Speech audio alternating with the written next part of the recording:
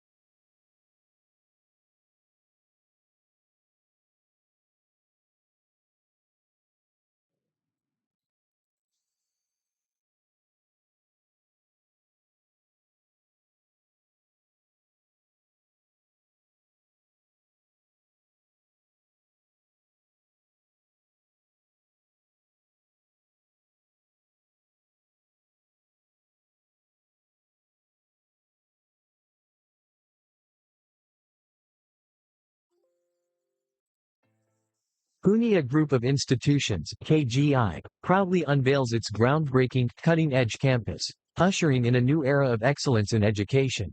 Spanning across a vast 100-acre expanse, this state-of-the-art facility epitomizes KGI's unwavering commitment to providing an unparalleled learning environment. With a focus on fostering innovation, research, and community engagement, KGI empowers students to thrive in an ever-evolving world. Equipped with avant-garde resources and facilities, our campus serves as a catalyst for collaboration, creativity, and academic brilliance among students and faculty. The KGI, with a noble goal and mission, commences from the academic year 2023.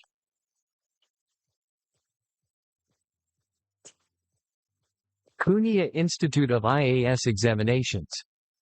Cunha Academy of Competitive and Entrance Examinations. Cunha Center for Excellence in Research and Development. Cunha Center of Excellence.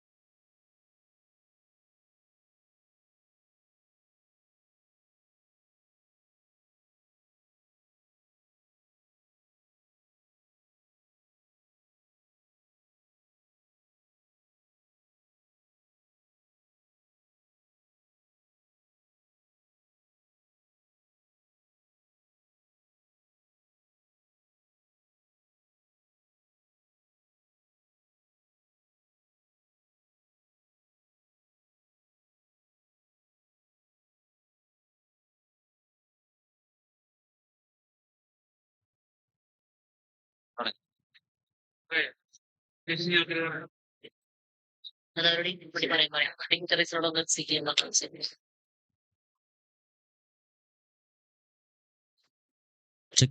Hot.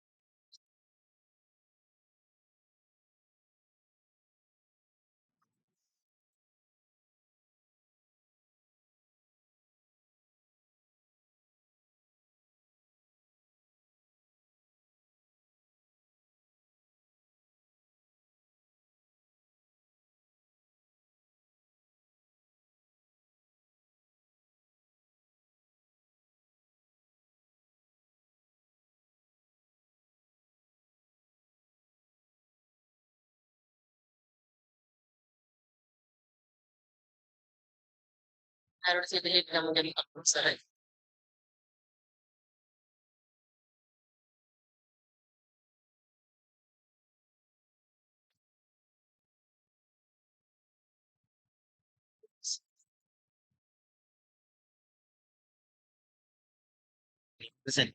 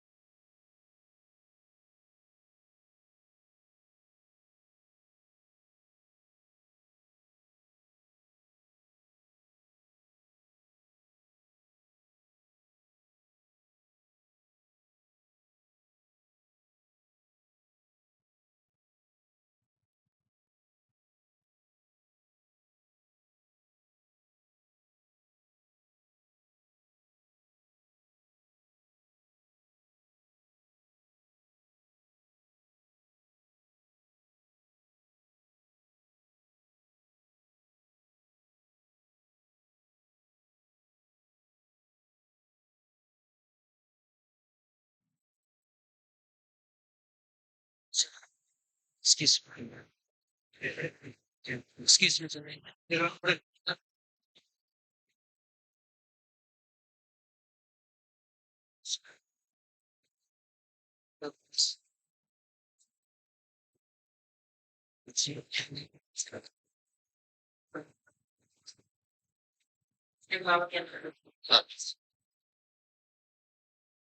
ഇത് ആദ്യം welcome കഴിഞ്ഞ് good morning പറഞ്ഞു.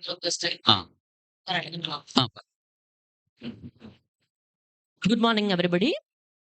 I request all the invited guests, dignitaries, and all other people to be seated here. We are just in the moment to start.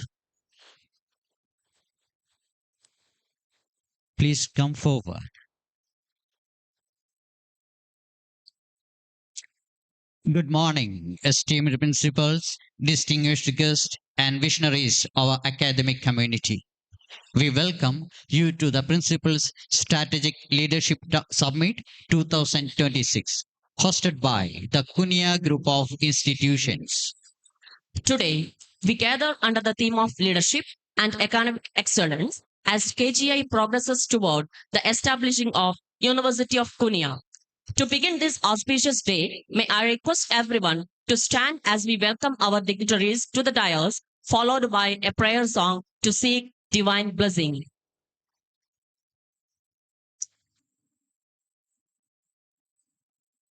കാലം ദയാലുവായി ദാക്ഷിണ്യശാലിയായി വാഴുന്നൊരീശ്വരൻ തിരുനാമത്തിൽ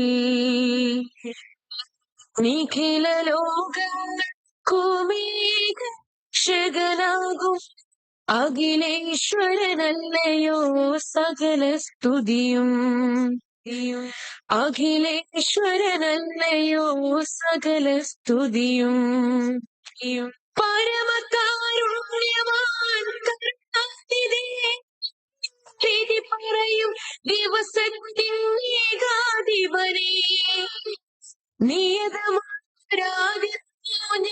ഞങ്ങളങ്ങയെ മാത്രം സതതം സഹായമായി തീർപ്പതും തിരുമുമ്പിൽ നയിക്കേണം ഞങ്ങളെ നേരത്തിൽ നിന്നനുഗ്രഹപാത്ര തന്മാർഗത്തിൽ അങ്ങയാൽ കോപിക്കപ്പെട്ടോരുടെ വഴിയെല്ലാം സന്മാർഗഭ്രഷ്ടരുത്തൻ വഴിയിലുമല്ല ആലം ദയാലുവായി ദാക്ഷിണ്യശാലിയായി വാഴുന്നൊരീശ്വരൻ തിരുനാമത്തിൽ Nikhila ലോകങ്ങൾക്കുമീക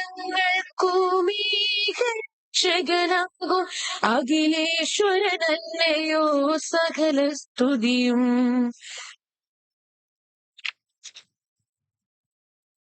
Thank you.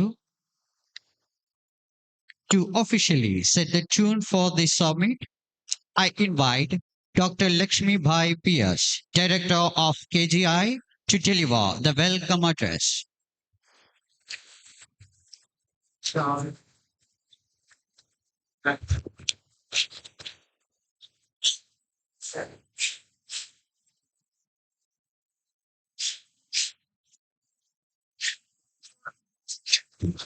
Distinguished dignitaries on the dais and off the dais, respected principals, ladies and gentlemen, very warm welcome to all of you to this Principals Strategic Meet 2026 hosted by Kunia Group of Institutions.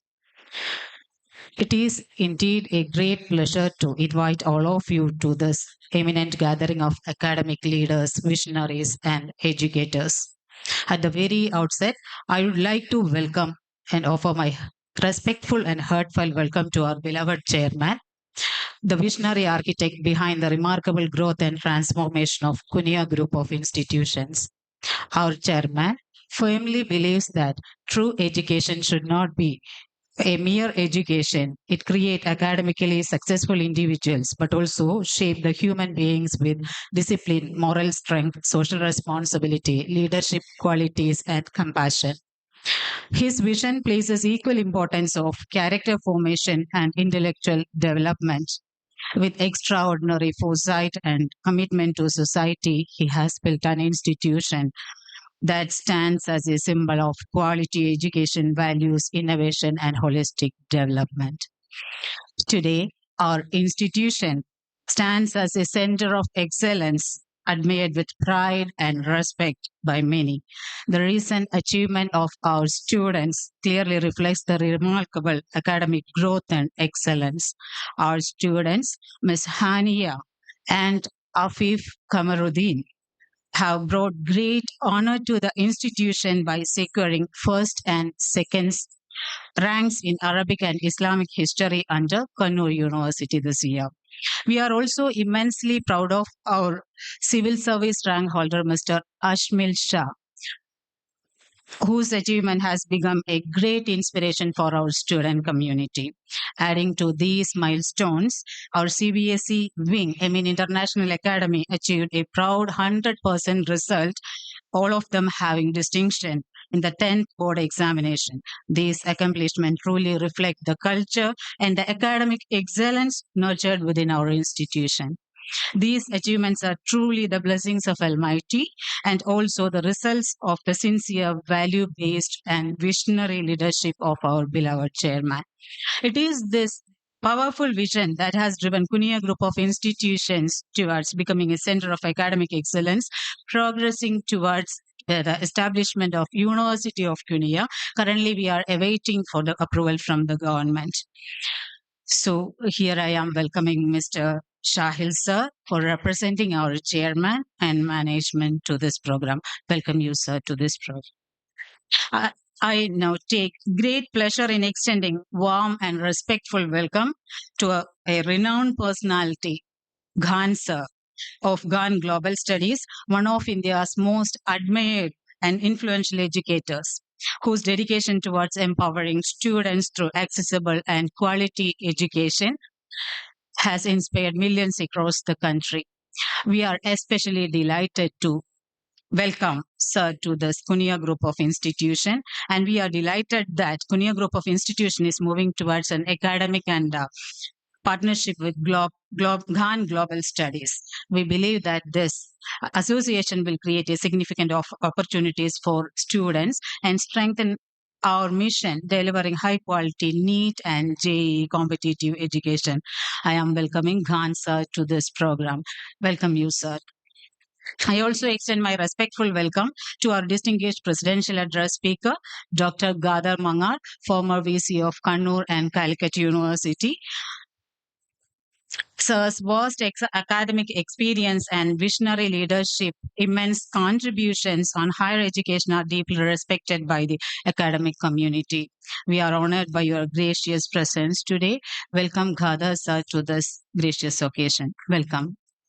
I would also like to extend warm welcome to Mr. Gagan Chada, Dr. Musoti, Mr. Shahid, Mr. Vikash Singh, and Mr. Akash. They are representing GAN Global Studies.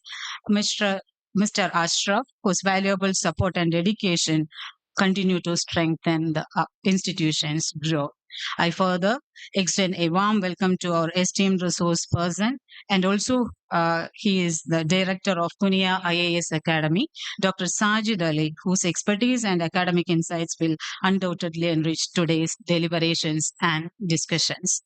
A special welcome is also extended to COO Dr. Santosh V, Mr. Shibli, Dr. S. Kadirvelu, Principal of KCMT, Dr. A. Sadakatullah, Principal of KCAS, Ms. Sujata Singhasani, Principal of Emin International Academy, Ms. Mumtaj, Head in Charge of Kunia Academy of Competitive Examinations, Mr. Sudilash, Principal of Kunia Institute of Computer Education, staff coordinators, committee coordinators, media representatives, and all eminent principals and teachers gathered here today.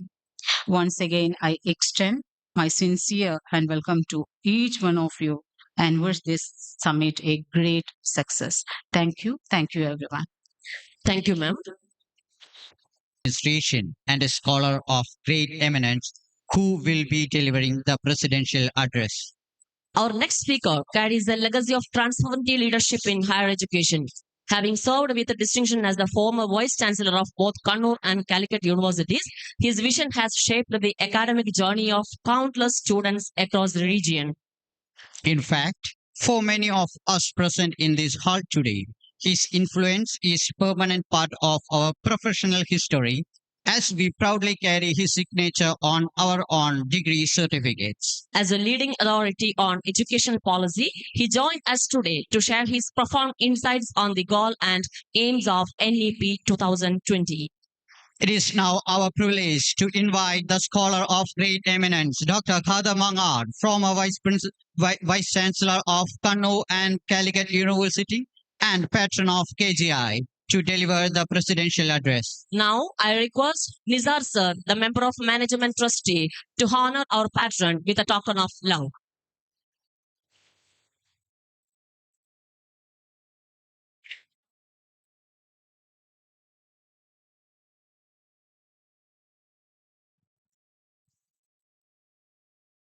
Thank you, Nizar sir.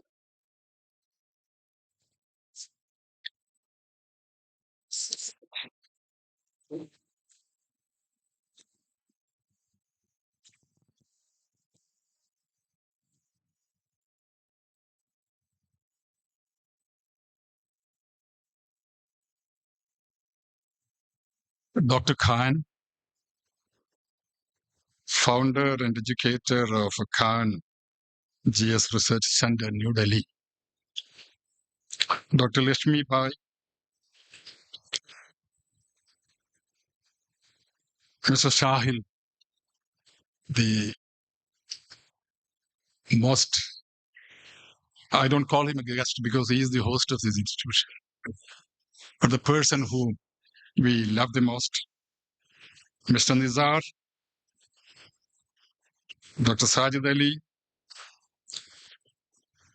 Ms. Sujada, Mamtas, Dr. Santosh B,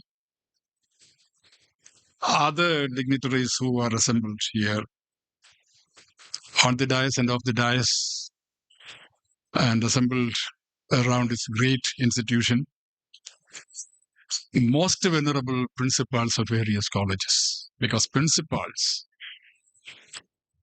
are the most distinguished, honorable, respectable academicians in the country. And with great pleasure, I tell you that this is the conclave of these principals, the meet of the intellectuals of the state or of the district. They have come from various quarters of this district, and I hope that they will be contributing much to the world of knowledge, especially higher education and school education. We are going to discuss two things, like two propositions in this conclave. One is with regard to NEP. The other one is to transformation of education into economic development. These are the two propositions we are going to discourse upon in this meeting. Let me tell you, NEP is being exposed to discussions and debate in the country right now. A few other states, they have also implemented NEP in their states. Education is in the concurrent list. Both federal or state and the central government have their say. Likewise, there are so many criticisms leveled against NEP, which has been introduced by the central government. So I'm not the one to go deep into NEP. I have my own reservations with regard to NEP, and I have published even articles with regard to NEP and its consequences. So I'll be basically mainly dwelling upon the transformation of education into economic development. Let me tell you, the ultimate motive of education is making every individual a good human being.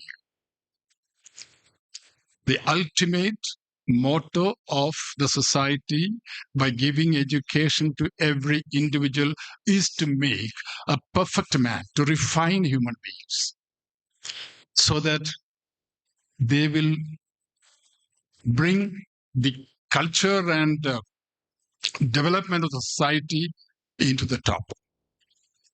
So whenever we discuss any other aspects, we have to consider the ultimate motto of education. That is, once again, I repeat, for you teachers, for you principals, the motto is not a unknown thing.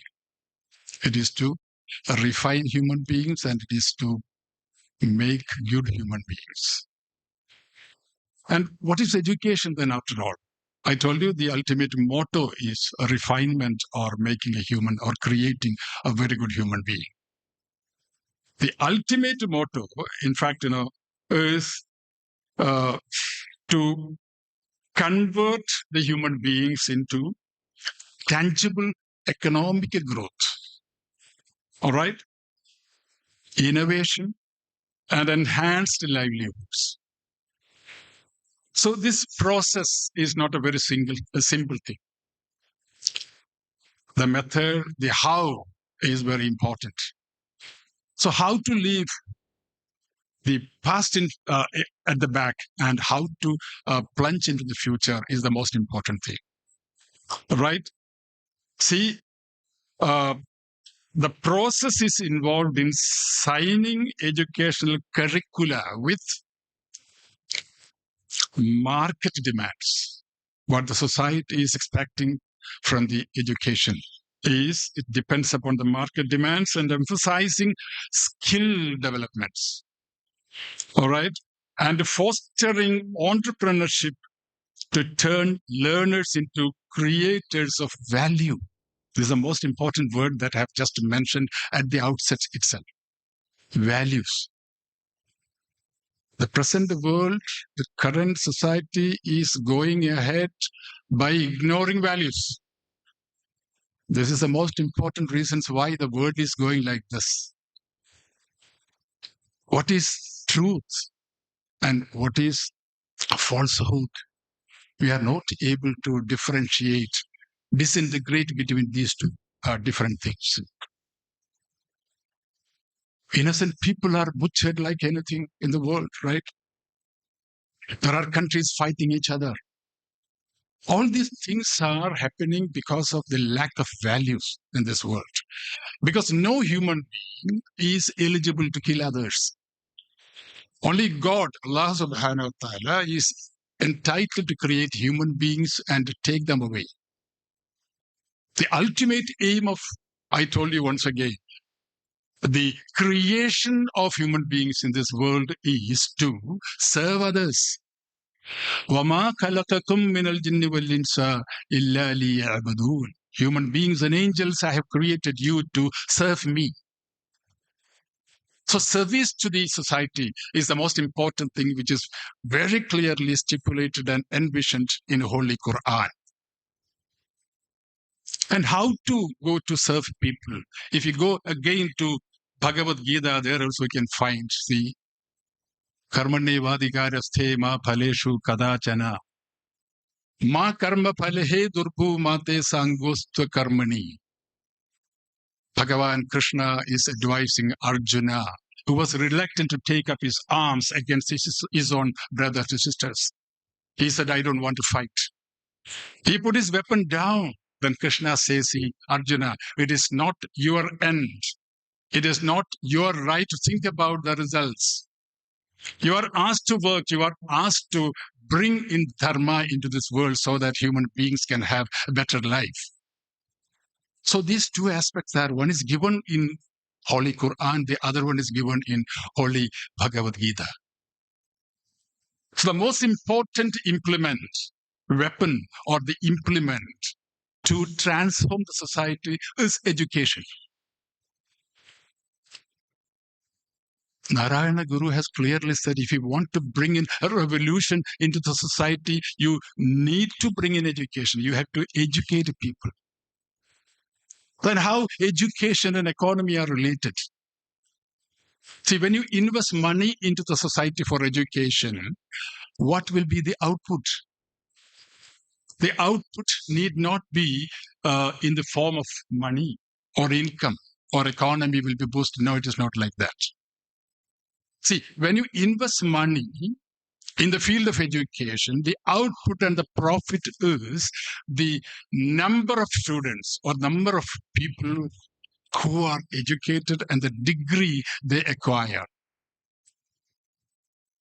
When you put in money into the business of education, the input or the output or the reward or remuneration is nothing but education itself. That means the refinement of human beings. Then next only comes the economic rewards. But I tell you, the subject which we are going to discuss today is with regard to education and the transformation education into the field of money.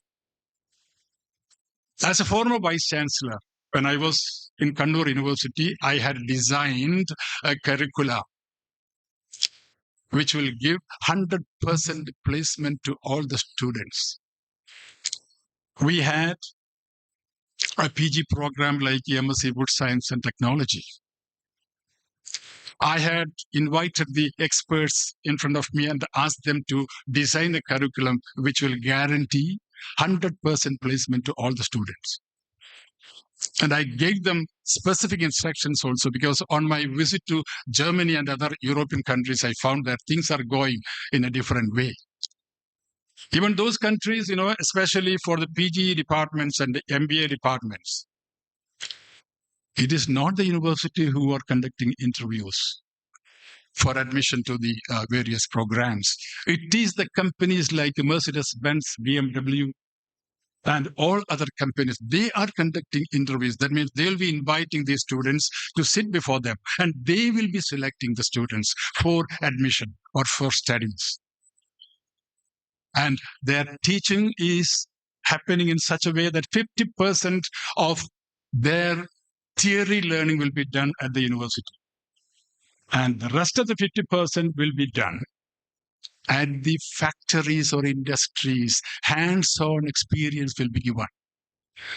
Similarly, I had designed a course in Kannur University, which is even now it is going on successfully.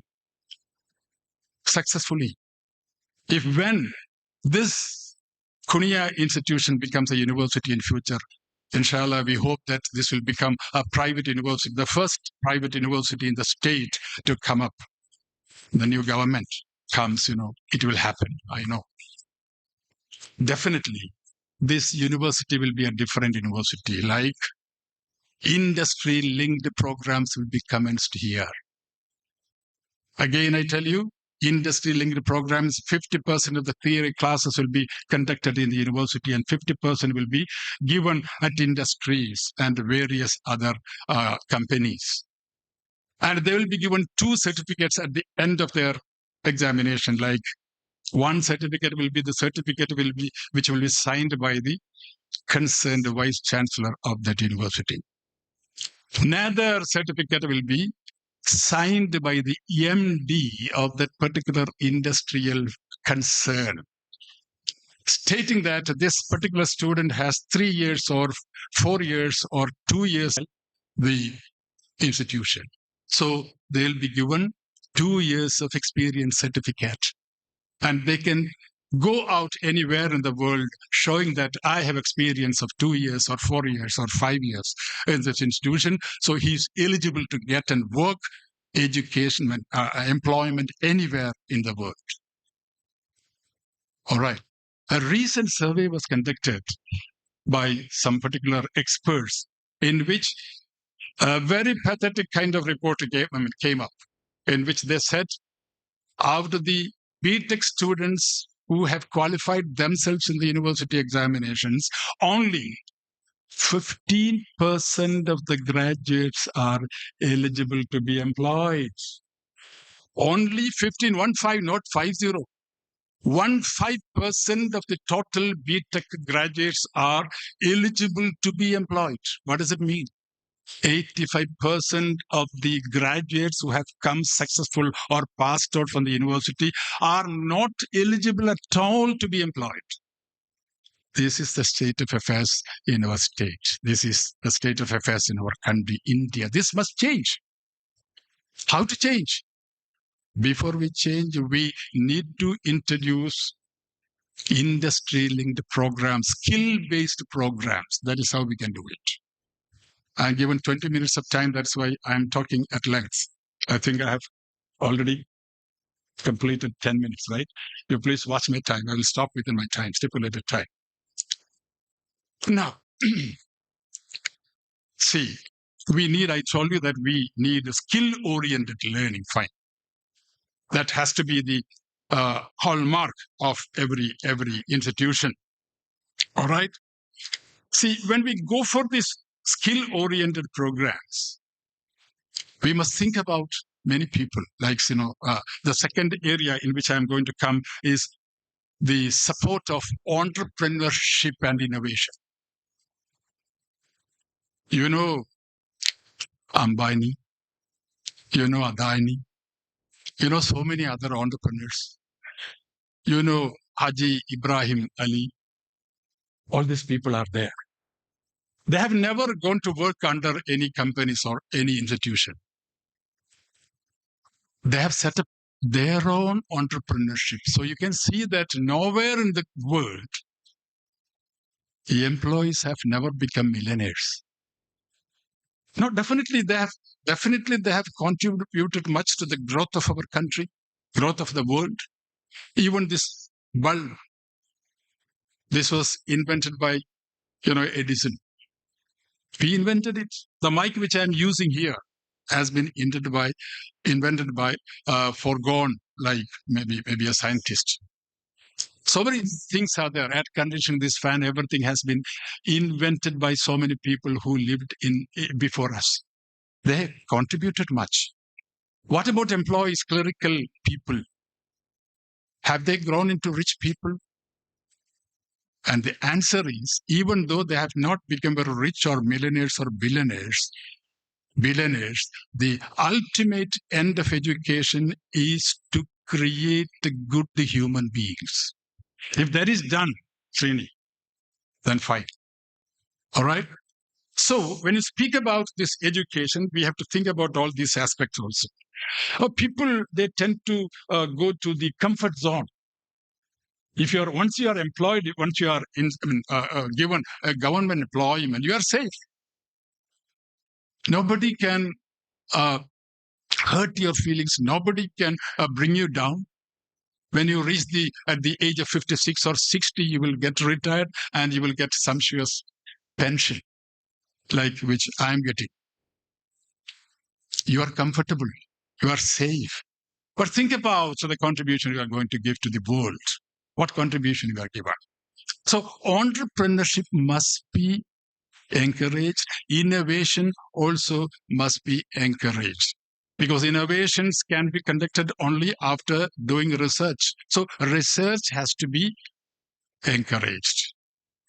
Without research, this world cannot go ahead, because the ultimate result of research is to make this universe or this world a better place to live in, so that we can comfortably, happily live. This is the ultimate aim of research. So research has to be encouraged, innovation has to be encouraged, entrepreneurship also has to be encouraged. Then the third important thing is quality of education. That is why Kunia group of institutions have come up with, I congratulate you people, Shahil, his son is there. I was very happy when I saw him coming. He did not sleep at all during the night, because he started from there by midnight flight, I think. And still he is sitting. He cannot sleep. You know why? Because he has got high motivation. He has a dream of making or converting this institution into a world-level institution. Haji Ibrahim Ali. Our Lakshmi Bai has spoken much about him, so I don't want to repeat the same. But still, I say, have you ever seen a person living in this world, a millionaire in this world, who is giving back the whole amount of his income for the betterment of the society? Have you seen it? He is a millionaire, but he is not spending the whole money for the sake of Shahil and his sister and brothers. He is all out to give his money for the society betterment and improvement and development of the society. Kunia people, Kasaragod people, Kerala people, India, because his vision is international vision.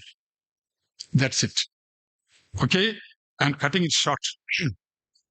Suppose, see, there are, when you go for entrepreneurship and make money, you need to adhere to ethics. Values are there in ethics.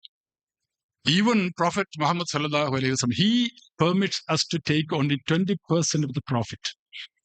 You are free to go for any kind of trade or business, but you are permitted to take only 20% of the profit. Likewise, there are so many societies, they have formulated their own principles, and I just would like to share my opinion about a society in which, suppose you get 100 rupees. See, when we ask our children to help us in our trade or maybe in the work in the house itself, children, they may not accept it. They are very busy playing outside. And there is a society who gives salary to such people. Like, sometimes the mother will be asking that boy to help him in the kitchen for about half an hour, cleaning the plate or so, for which the mother will be giving him 100 rupees. 100 rupees. It is very funny. Mother giving 100 rupees for cleaning the plate in the kitchen. And what they will do is the child will be spending from this 100 rupees, he will be spending 20 rupees to be saved inside a Kanika Vanchi. There is a small box in which you can put money, which will be saved. 20 rupees will be put inside the box. Another 20 rupees will be investing this amount with a few of his friends to comment some programs or something. So 40 rupees is over, right? Another 20 rupees will be given to those people who are in need, like poor people, wretched people, those people who are hungry. So he is encouraged to give 20 rupees to such people. Another 20 rupees he will be spending for his own, maybe purchasing for toys or whatever he likes. 20 rupees. And sometimes it will be made 40 rupees. So he will be spending 40 rupees for purchasing toys and all. So this boy will be doing the work without any hesitation because he's getting 100 rupees. I do not know whether this was acceptable to our society, because that's why I told you there are values and ethics. I'm just sharing this idea with you for further consideration and discussions. All right. Now, what is the economic impact of education? Economic impact of education. It is said that 9% of the GDP must be spent for education, which is a very dreamy, like maybe unreal thing. Kothari Commission, all these commissions, they always used to give these recommendations to central government to spend 9% of the total income of the country for the purpose of education. That's why you can, or that is how you can make, or you can give first class world level infrastructure for the university or the college. Here we are doing it. Kunia group of institution is giving world standard infrastructure for the students who are sitting here. Even this hall is air conditioned, 5-star facilities we are giving. So quality education can be enhanced only through world level infrastructure that we need to give. All right. And okay, I'm cutting it short because 15 minutes is over. I got 5 minutes more, right? Okay. Let us speak about those people who are working in the Gulf countries. Shahil and his parents or father, they are not working, they are doing their business in Gulf countries. But 95% of the people who are graduated from our state, they are going to Gulf countries for doing one or other kind of work. They're working under someone. Every year, we get news that these people are terminated by the management. All right. And if you take a list of those people who are terminated by the management, are none other than the low class people, maybe the peons, the attenders, the clerks, maximum class. They are highly educated, but they are terminated. And those people who are the executives or the CEOs or the COOs are not that much terminated. They are still sitting on their seats. So what is the difference between these two? People, we are basically talking about the district of Kasaragod, who are terminated by the management from higher jobs, like higher people like CEOs and the executives. They are not terminated because they are highly educated and experienced and skilled. They need their service. All right. But those people who are not skilled and who are just maybe a graduate, arts and science students, or SSLC or +2, they will be terminated. So the best thing the society can do is invest money on education. Like the parents must give their children whatever kind of education they can give, they can afford to give. They have to do it because this is an investment on their children. So investment on education would definitely improve the economic standard of any society. Now, I told you at the very beginning, we need to have a curriculum that will give better perspectives to the students, especially for the students who are skilled or not. They must be given a curriculum which will totally change the situation, for which university colleges cannot create their curriculum or syllabus. Only universities have the right. So Kunia group of institutions, when it becomes a university, definitely we will call up experts from all around the country, not all over the country, because the program which I have introduced here is not seen in any state in India. It is outside our country. So we will invite experts from all around the world, international experts. Even if it is possible, we will invite even Nobel laureates. I have seen that in many of the universities, Oxford and Cambridge universities, Harvard, these universities, the teachers are none other than Nobel laureates. Can you imagine such a thing to happen in India?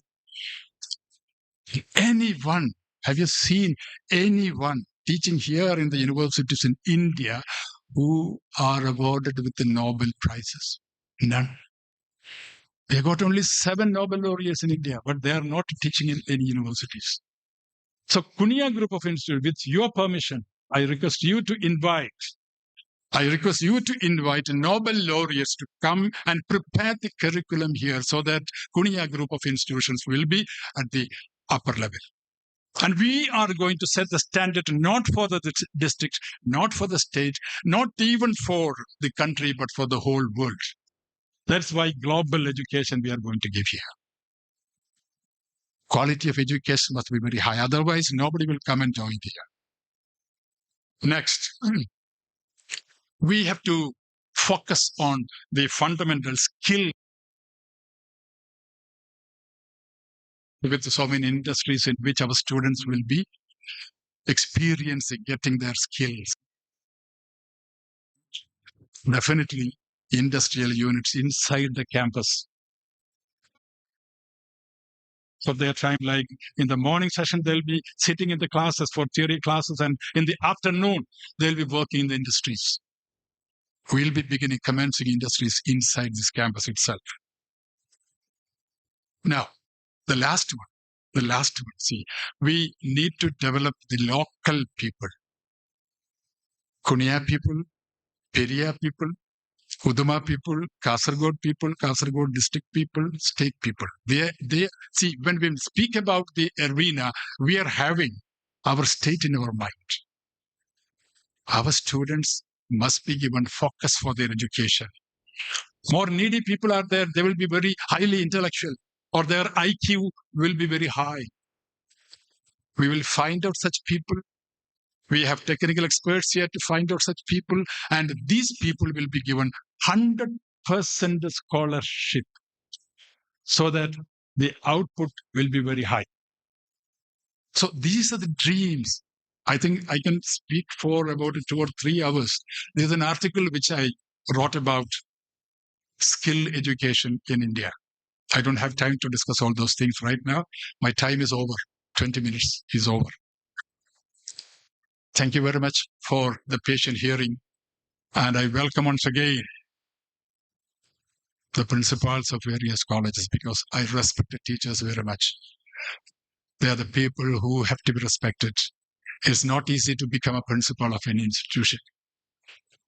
They have experience, they have worked for so many times, so much of time as teachers, and they have gathered the trust and love of the student community and teacher community, and they have been appointed as principals.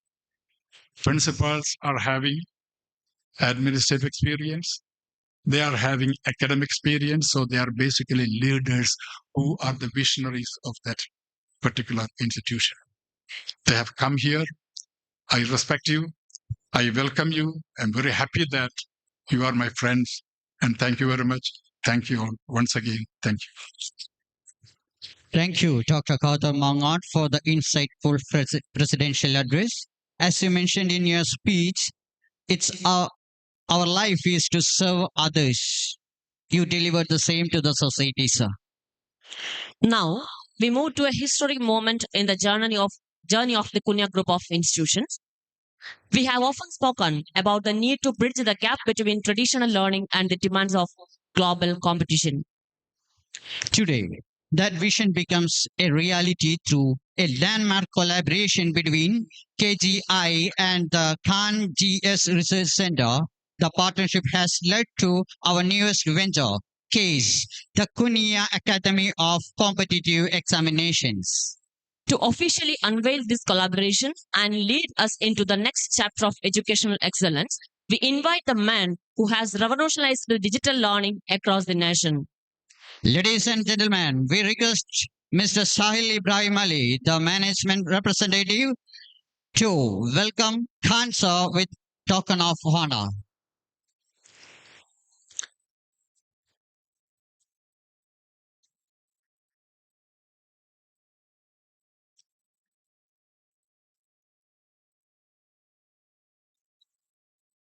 Thank you, sir.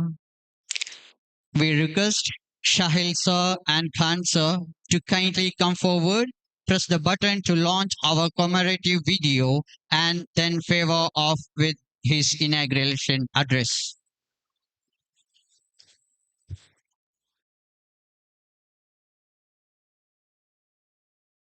A new chapter in academic excellence begins today. Cunha Group of Institutions proudly unveils its newest venture, Cunha Academy for Competitive Exams, a destination built to transform NEET and JEE preparation.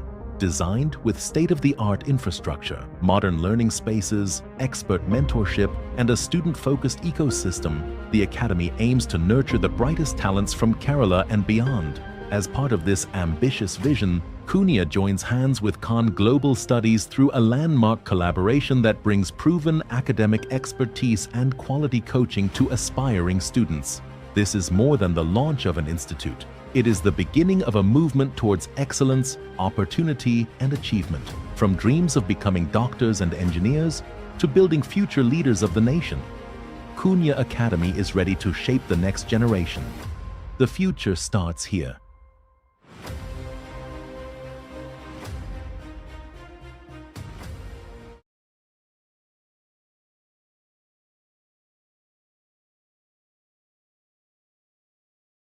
Competitive examinations. Please join us in welcoming the founder and educator of Khan GS Research Center, Khan sir. Podium is yours, sir.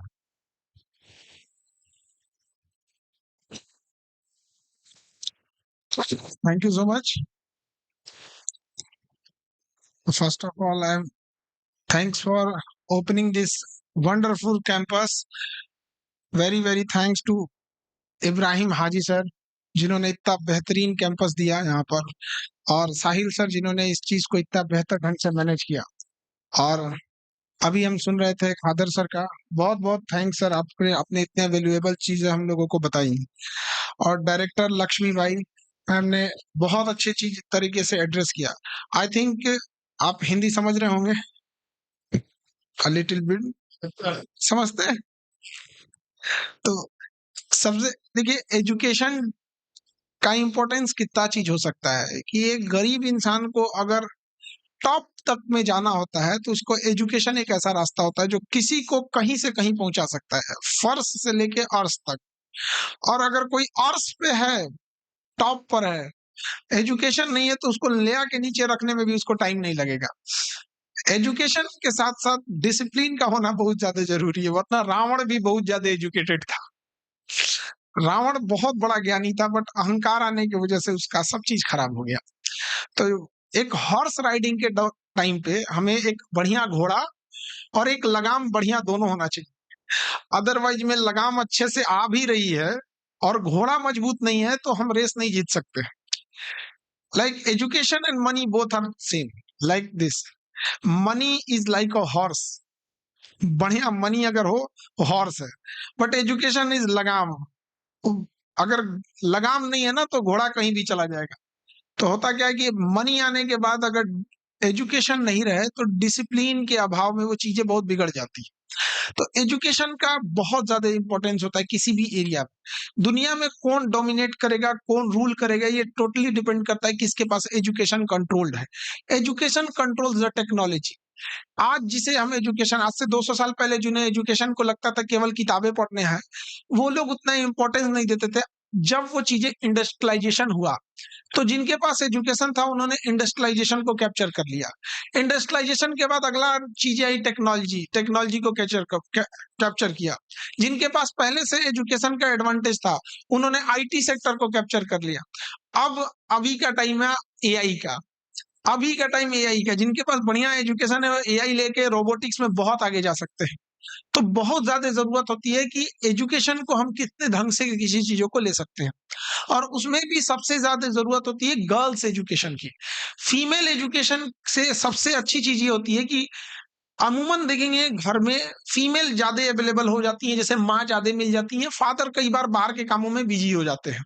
तो अगर female ज्यादा पढ़ी लिखी हैं, ज्यादा entrepreneur हैं, तो ज्यादा अपने बच्चे को और अच्छे ढंग से उन्हें संभाल सकती हैं।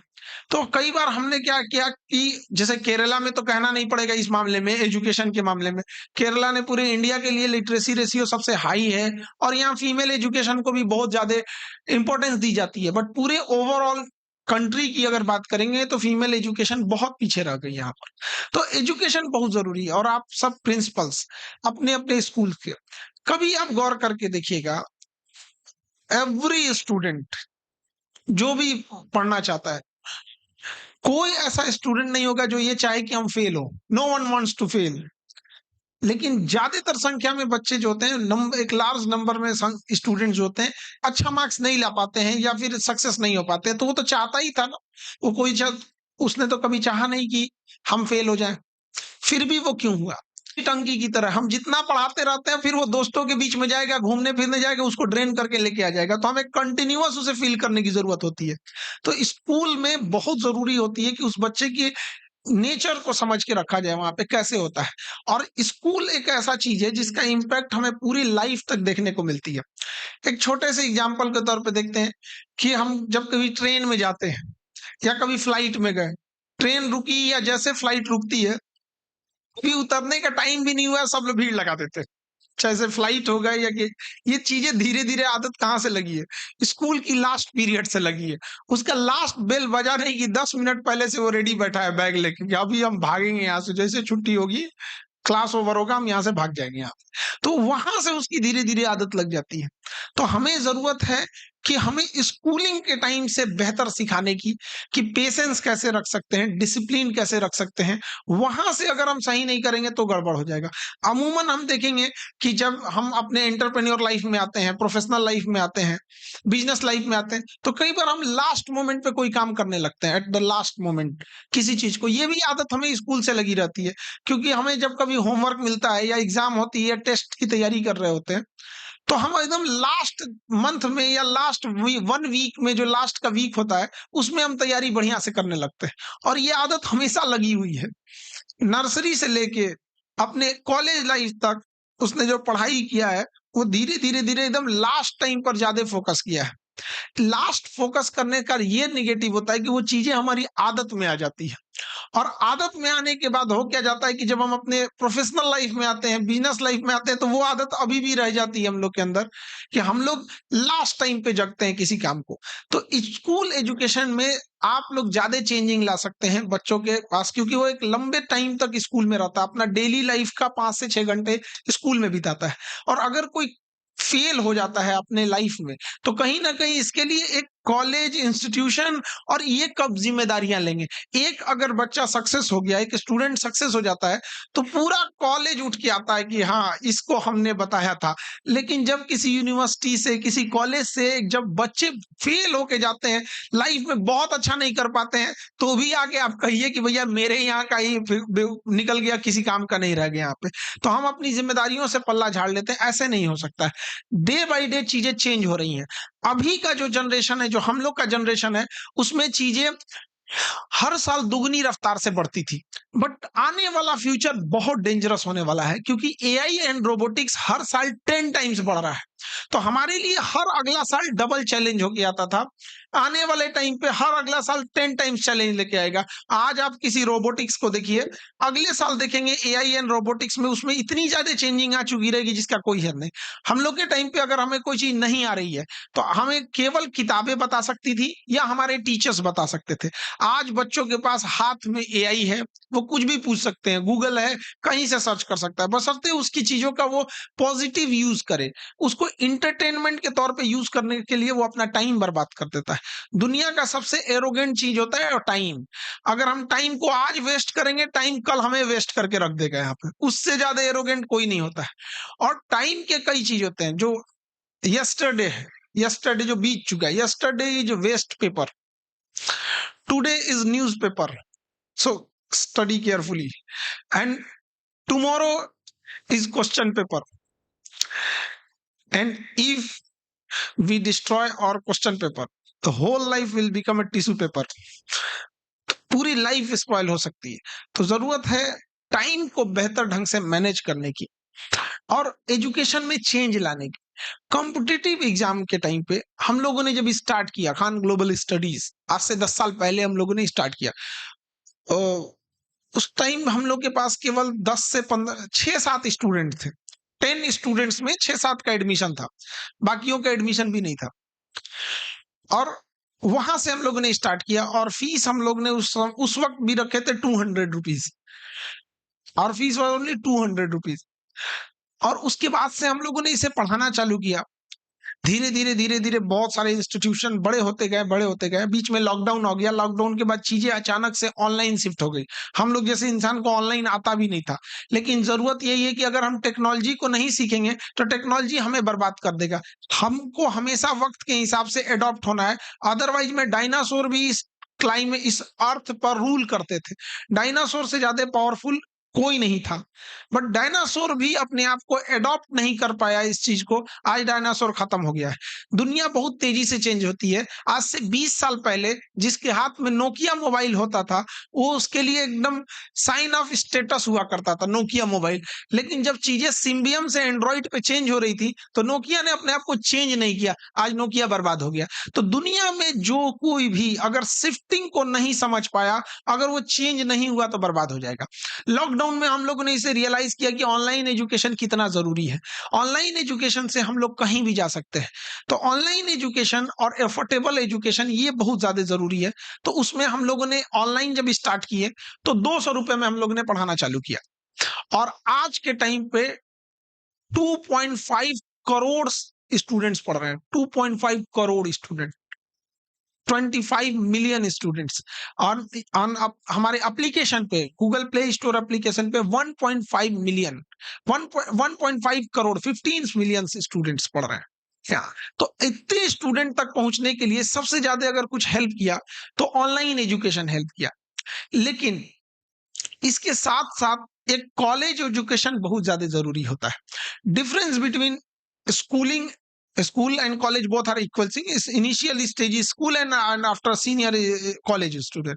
तो academic education and tuition student education में difference होता है। जो academic education होता है like a mother milk, किसी बच्चे के लिए सबसे जरूरी होता है इसकी माँ का दूध। एंड जो कोचिंग होता है इंस्टीट्यूशन इज लाइक डब्बा मिल्क, डब्बा दूध। वो तब होता है जब किसी के पास वो इनिशियल एजुकेशन नहीं मिला है। तो हम लोग की कोशिश ये रहती है कि किसी भी बच्चे को, चाहे वो कितना भी पुअर फैमिली का बच्चा है, वहां तक एजुकेशन पहुंचाया जा सके। हम लोग ने जब 2022 में when we are not start in UPSC and NEET JEE classes, UPSC की फीस उस समय हुआ करती थी 2.5 lakh, 2.5 lakh fees UPSC IAS की। Now we reduce this fees in 7,500, 7,500, only 7,500। कोई भी स्टूडेंट घर बैठ के ऑनलाइन एजुकेशन से उसे पढ़ सकता है। 3 साल पहले 2023 की बात है। 2023 में हमारे यहाँ एक स्टूडेंट आया था, मंटू कुमार। मंटू कुमार के फादर तो वो लेबर थे, डेली वेजेज पे जो लेबर का काम करते हैं, मेसन सेक्टर में जो घर जुड़ाई का काम करते हैं। वो जब पटना पढ़ने आए हमारे पास, तो हमारे इंस्टीट्यूट में ना आके वो कई जगह ऐसे सर्च किया, तो उन्हें बताया गया कि कहीं पे 80,000 फीस है, कहीं 1 लाख फीस है। Then he return to his home, और उसके पिताजी डेली वेजेज पे काम किया करते थे।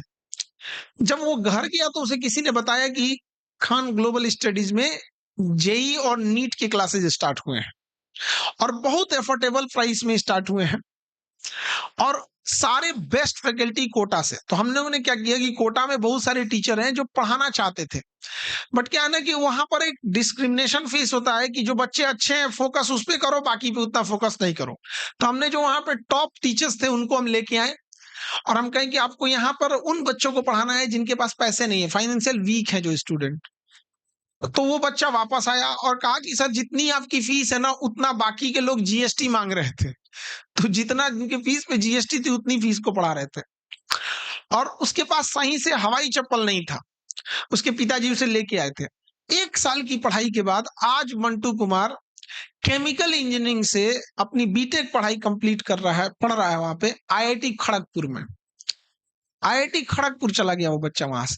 तो एक कहां से करियर शुरू होने के बाद एक छोटे से गांव में जिसके पास हवाई चप्पल नहीं है, आज वो हवाई जहाज में घूमने की कंडीशन में आ गया। किसके दम पे? एजुकेशन के दम पर। अगर एजुकेशन नहीं रहेगा तो कुछ नहीं कर पाएंगे। फीमेल एजुकेशन में आज ऐसी बच्चियां डॉक्टर बन रही हैं जिनके पास उतने पैसे नहीं थे, शायद सही से उनके पास बुक्स नहीं थे वो पढ़ने के। आज ऑनलाइन एजुकेशन आ गया है, वहां बेहतर पढ़ाई कर सकते हैं। तो हर स्टेट में ऐसी समस्या है। ऐसा नहीं है कि प्रॉब्लम्स किसी एक स्टेट में है, दूसरे स्टेट में नहीं है। Literacy is different thing and education is different thing. तो दोनों में काफी डिफरेंस है। तो केरला में जब कुनिया एजुकेशन से हम लोग बात कर रहे थे, तो हुआ कि यहाँ पे जो बच्चे अंडर प्रिविलेज है, जिन्हें पढ़ना है, जिन्हें डॉक्टर बनना है, जिन्हें इंजीनियर बनना है, आगे जाके ऑफिसर बनना है, आईएएस बनना, आईपीएस बनना है, तो उनके लिए हम लोग क्या दे सकते हैं? तो हम लोग के पास एक एकेडमिक टीम थी, जिनके पास बहुत अच्छा experience, academic team. But Kerala आके हम लोग यहाँ पर इंफ्रास्ट्रक्चर बिल्ड करना, यहाँ उन बच्चों के लिए एकेडमिक तैयार करना बहुत हेक्टिक काम हो जाता। तो कुनिया ग्रुप से हमारी बात हुई, तो उन्होंने कहा कि हम ये चीजें प्रोवाइड कराएंगे, आप हमें एकेडमिक सपोर्ट देंगे यहाँ पर। तो यहाँ पर हमें लगा कि कैसा होगा एकेडमिक्स और इंफ्रास्ट्रक्चर कैसा होगा। यहाँ आने के बाद हमें ये लगा कि जो चीज हमें चाहिए थी वो यहाँ हमें मिल गई। अब हम जो हमारे जो एक्सपर्ट हैं, जो हमारी एकेडमिक टीम है, हम यहाँ कोलैबोरेट करके और बेहतर कर सकते हैं। तो यहाँ हमने थीम सबसे पहले गर्ल्स के लिए हमने पहला बैच स्टार्ट किया, नीट और जेई के लिए यहाँ पर। तो गर्ल्स एजुकेशन के लिए बहुत जरूरी है। और फीमेल को कई बार ये कहते हैं, जिस घर में वो पैदा होती है, कि ये दूसरे घर जाएगी, इसकी शादी ब्याह कर देंगे तो दूसरे घर जाएगी। उसके दिमाग में बैठा दिया गया ये तुम्हारा घर नहीं है। और जहां शादी करके जाती है वहां कहते हैं लोग ये दूसरे घर से आई है। भाई वो जाएगी किधर? उधर कह रहे हैं कि तुम्हारा घर, ही दूसरे घर जाएगी, जहां गई वो कहे दूसरे घर। तो उसके बिचारी के दिमाग में ये बैठा दिया गया है। एक्चुअल में ये तभी होता है जब आप एजुकेशन नहीं लीजिएगा, कामयाब नहीं होइएगा। जब कोई फीमेल, जब कोई लड़की पढ़ लिख कर बेहतर कामयाब हो जाती है, तो ना उसका ससुराल छूटता है, ना उसका मैका छूटता है, बल्कि ये दोनों घर के अलावे उसका एक तीसरा घर जो अपने बलबूते पर बना के वो खड़ी की रहती है अपने एंटरप्रेन्योर के दम पर वहां पर। तो एजुकेटेड गर्ल्स जो होती हैं, जो अपने पैरों पे इंडिपेंडेंट होती है, उनका 3 घर होता है। और अगर नहीं पढ़े लिखेंगे, नहीं आगे बढ़ेंगे, तो शायद एक भी घर न रहे। वो यही स्लोगन सुना के भेज देंगे लोग। तो जरूरत यही है कि आज की लड़कियों को अपने पैर पे खड़े होना है और दिखा देना है ये चीजें कि वो भी मेरा घर है, ये भी मेरा घर है, एक जो हम बना रहे हैं ये भी घर हमारा ही है यहाँ पर। वो बहुत जरूरी है। आज मेडिकल सेक्टर्स में अगर हम जाके देखें तो बैकबोन है गर्ल्स। एविएशन एंड मेडिकल की बैकबोन है गर्ल्स यहाँ पे। हमने जब एजुकेशन देना चालू किए तो बहुत सारी ऐसी गर्ल्स थी जिनके पास बहुत कम पैसे हुआ करते थे, तो रहने के भी पैसे नहीं, तो होम ट्यूशन पढ़ा के पढ़ाई करते थे। आज बहुत ऐसी गर्ल्स हैं जो ऑफिसर्स बन गए हैं। एक बार दिवाली का टाइम था, एक कोई पेशेंट थे जिनको ब्लड की जरूरत थी। हम वहां से ब्लड दे के लौट रहे थे, रात हो गया था।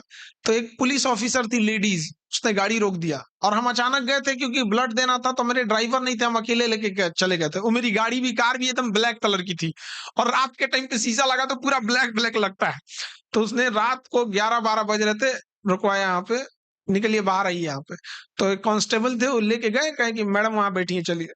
हमें वहां इतना अच्छा लगा कि जो वहां मैडम बैठी थी उसको हम 2018 में पढ़ाए थे, मेरे क्लास की स्टूडेंट थी और उसके बाद पैसे फीस नहीं थी। तो हमने उसे बोला था तुम होम ट्यूशन पढ़ाओ, वहां से कुछ पैसे कलेक्ट करके पढ़ाई कर लेना है। आज वो वहां पे ट्रिपल स्टार लगा के कंधे पे घूम रही है। तो ये पावर होता है एजुकेशन का, और इसे समझना पड़ेगा गर्ल्स।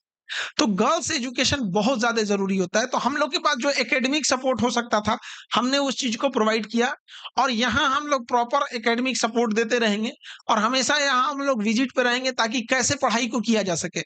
एक स्टूडेंट को, टीचर्स और स्टूडेंट में एक गलती कहाँ होती है, हम कितना भी टेस्टी खाना बना ले, उसे बड़े कलछुल जिससे दाल निकाला जाता है उससे हम खाना नहीं खा सकते, मुंह टूट जाएगा। खाने के लिए हमें क्वांटिटी कम रखनी पड़ेगी, चम्मच से खाते हैं हम लोग, स्पून से खाते हैं। टीचर को भी ये समझना पड़ेगा। वो क्या करते हैं ना कि स्टूडेंट को इतना बड़ा बड़ा एक बार में मुंह में ढकेल देते हैं, दाल निकालने वाले कलछुल से दे देते हैं, वो स्टूडेंट नहीं डाइजेस्ट कर पाएगा। स्टूडेंट को छोटे छोटे पैकेट्स में चाहिए एजुकेशन, छोटे छोटे उसमें। तो ये जितना जल्दी हो सके टीचर से स्टूडेंट के बीच में ये कोऑर्डिनेशन, इससे रिजल्ट ज्यादा इजीली हो सकता है। कोई भी स्टूडेंट जो होता है वो ये सोच के नहीं आता है कि हमें पढ़ाई छोड़ के जाना है, लेकिन बावजूद अगर स्कूल कॉलेज में आने के बाद वो सक्सेस नहीं होता है तो इससे एजुकेशन के ऊपर एक क्वेश्चन उठता है। तो जरूरी ये है कि एक टीचर्स फ्रेंड बन के बच्चों को पढ़ा सके, न कि उसको एक टीचर बन के समझा सके। एक पेशेंट का तकलीफ एक दूसरा पेशेंट समझ सकता है, डॉक्टर उस पेशेंट को केवल ठीक करने के लिए जाएंगे वहां पर। तो जरूरी है कि बीच का एक बॉन्डिंग ज्यादा जरूरी होता है यहाँ पे। तो जो एजुकेशन के लिए रहता है, अंडर प्रिविलेज लोग हैं जिनके पास फाइनेंशियल प्रॉब्लम है, उन लोगों के लिए बहुत बेहतर मौका है। इतना बेहतर इंफ्रास्ट्रक्चर के साथ साथ हम लोगों ने भी पूरा प्रयास किया वहां पे। अब तो सबसे अच्छा होता है कि जब हम लोग ने यहाँ पढ़ाया बच्चों को, उसके बाद हॉस्पिटल खोल दिए। अब हॉस्पिटल खोलने की वजह से हमारे यहाँ हॉस्पिटल की फीस 50 रुपए है। बाहर जिस MRI वगैरह का 6 से 7 हजार रुपए लगता है, हमारे यहाँ 1500 से 1800 रुपए में हो जाता है, बाहर के से 80% डिस्काउंट पे। तो कुछ लोगों ने कहा कि इतने डॉक्टर्स कहाँ से लाएंगे। हमने कहा कि भाई हमारे यहाँ जो नीट के बच्चे पढ़ाई कर रहे हैं, ये डॉक्टर बन के खुद ही आने वाले हैं। इतने सिलेक्शन हो गए हैं, वहीं से लौट के आएंगे यहाँ पर, हमें कोई सी बात का टेंशन नहीं है। तो अच्छा ये रहेगा कि इस एरियाज में जो बच्चे पढ़ने आए, उनके लिए कितना अच्छा खुशी होगा कि जब यहाँ से पढ़ाई किए और डॉक्टर बन के यहीं एक बढ़िया हॉस्पिटल खोले। इस एरिया में बनने वाले इंफ्रास्ट्रक्चर में जो इंजीनियर्स लगते हैं वो इसी एरिया से आए, तो इससे ज्यादा अच्छा होता है। किसी भी चीज में जो इनिशियल स्टार्टिंग होती है वो बहुत हल्की लगती है कि क्या ही स्टार्ट हो पाएगा, लेकिन धीरे धीरे चीजें अपने टॉप पे पहुंच जाती है। ये इंस्टीट्यूट भी अभी इस इनिशियल फेज में है, लेकिन जो इनिशियल फेज में जो मोमेंटम है इस इंस्टीट्यूट का, ये बताता है कि हमें लगता है आने वाले 4 से 5 सालों में ये इंस्टीट्यूट ग्लोबली अपनी पहचान जरूर बना चुका रहेगा। और उम्मीद है यहाँ पे जो जितने फैकल्टीज हैं, जो एडमिनिस्ट्रेशन वाले हैं, ये सारे स्टूडेंट को एक मौका देंगे ताकि वो अपने अंदर जो स्किल है उसे भी निकाल सके। AI के जमाने में चीजें इतनी जल्दी शिफ्ट हो रही हैं कि जितना हम एक्सपेक्ट नहीं कर सकते थे। पहले कोडिंग की पढ़ाई कराई जाती थी कि आपको वेबसाइट कैसे बनाना है, एडिटिंग की पढ़ाई की जाती थी कैसे किसी चीज को एडिट करना है। आज AI आ गया है, आप एक बटन में उस चीज को आप बना सकते हैं। हालांकि उसका मिसयूज भी बहुत ज्यादा है, तो किसी भी चीज के मिसयूज से बचना चाहिए, उसके यूज को कैसे किया जा सके। और टीचर्स को भी बहुत ज्यादा जरूरत है कैसे AI को इम्प्लीमेंट करके स्टूडेंट को और सिंपल तरीके से उसी के पास पहुंचाया जा सके। पहले जब स्मार्ट बोर्ड नहीं हुआ करते थे, AI नहीं होते थे, टीचर्स को अपने से फिगर्स को ड्रॉ करना होता था। कुछ 3D टाइप्स के होते थे जो हम ड्रॉ नहीं कर पाते थे। आज हम इस टीचर्स के लिए भी बहुत आसान हो गया है। तो AI का यूज केवल विजुलाइज करके हम देख सकते हैं, और उसके लिए चाहिए एक वर्ल्ड क्लास इंफ्रास्ट्रक्चर, जो कुनिया ग्रुप ऑफ इंस्टीट्यूट के पास पहले से बहुत बेहतर ये इंफ्रास्ट्रक्चर है। तो KGI Kuniya group of institution और हम लोग का खान ग्लोबल स्टडीज KGS, तो KGI और KGS मिलकर यहाँ की स्टूडेंट को बेहतर रिजल्ट देगा, और कोशिश किया जाएगा कि टॉप डॉक्टर्स और इंजीनियर्स यहाँ से निकले। And recipient of multiple national recognition in educational leadership. He continues his to guide institutions toward excellence, innovation, and holistic development. Ladies and gentlemen, please welcome Dr. Sajid Ali, Director of KGI, to deliver the core presentation on NEP 2020, Transforming Education into Economic Power. Now, I request Dr. Khadar Mangan sir to honor our esteemed delegate Sajid sir with a token of love. Thank you very much. Thank you. All your blessings. Perfect. Thank you, sir.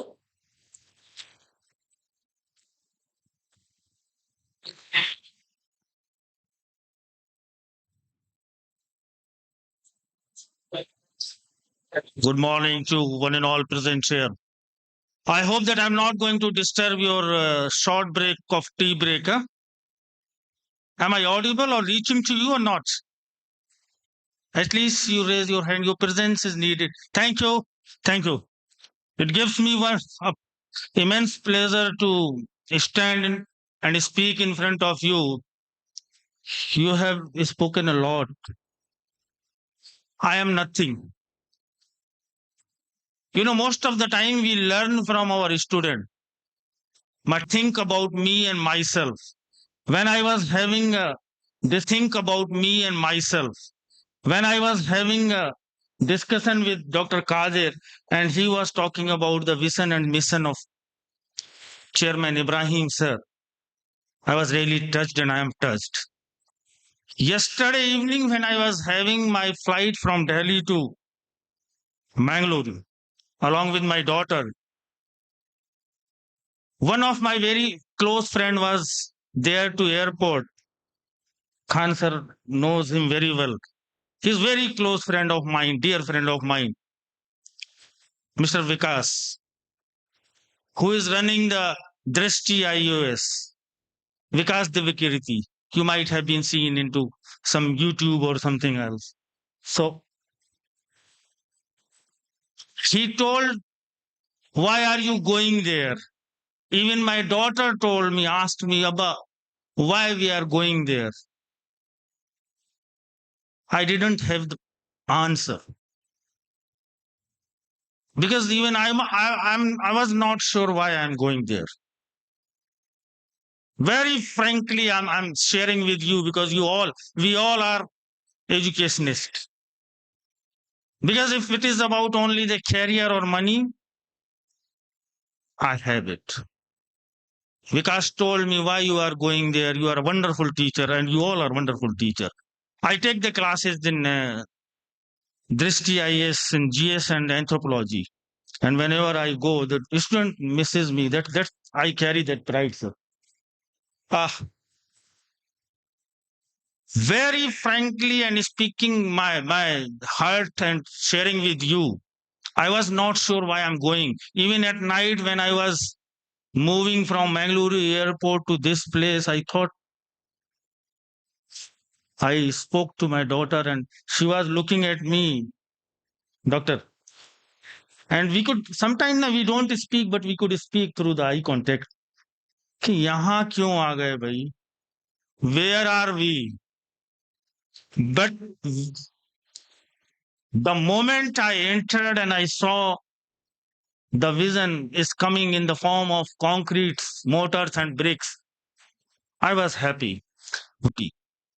Nobody, I should not say nobody, but there are very few. We all are into education. My topic is economical reform and all. This is not my way to conduct the workshops, but anyway, this is the setup and I am speaking. This is a one way, na? Don't you feel this is a present classroom situation? Person who is at a receiving end. Person who is at a receiving end. Khan sir and Dr. Kadir has spoken about the competencies. Please remind me when my time is over, because this is my weakness.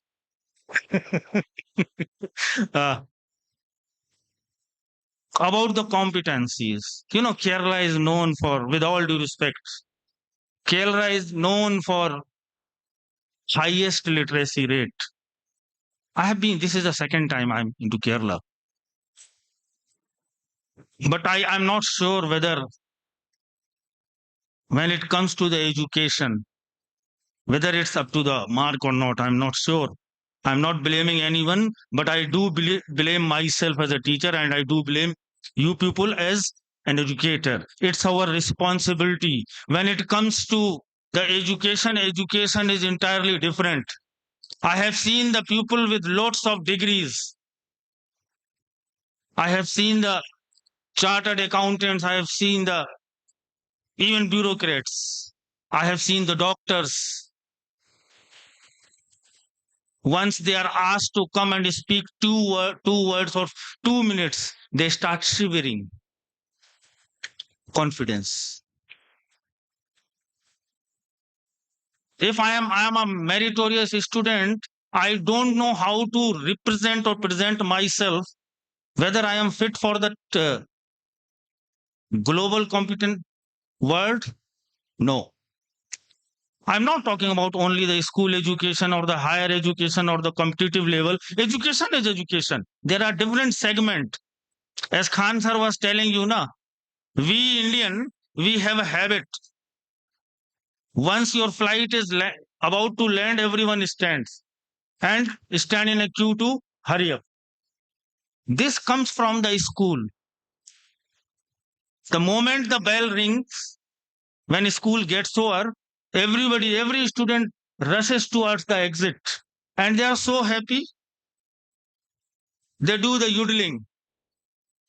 When school gets over the last bell, they are so happy. It should be reverse. They should be happy when they enter, and they should not be happy when they leave. That education is. NEP is a wonderful thing. I have been little bit associated with NEP committee as well as an advisory committee. It's a wonderful paper. Kadir sir, it's a really wonderful paper. But I doubt the NEP should have the same fate as CCE. CCE. And I was one of the impaneled member who was traveling across the country, even in UAE also, or even some Bahrain as well, for the training purpose and for the awareness purpose of the principal and teachers. Once I was, after the session, I was sitting and talking with some of the principal, and one Hindi teacher from Karnataka, she was teaching Hindi. I asked, ma'am, you understand what is CCE? The reply was, yes, very well. Continuous confusion in evaluation. So I hope that you people will understand. Ma'am, is it okay? No? This was the. So NEP also, yes, it's a wonderful thing in gist. But while it comes to the skill, we teach them about a lot of things. We teach economics, we teach science, we teach mathematics. But these all subjects which require skills. Still, we don't teach them the skill, and skills cannot be taught. Like values are not taught but caught. Same is skill. So you have to have an environment where skills are caught. Then only I am reminded of one story. Are you sleeping? May I request all the participants just stand up for a moment so that I see all of you? Wonderful, wonderful pupil. Great academician. Still you are feeling shy and standing. Stand, I want to see everyone. Wonderful. Please raise your right hand. Your right hand, mine is left. Good, very good, very good. Thank you, please. Thank you. Please have your seat. I think now I have the attention.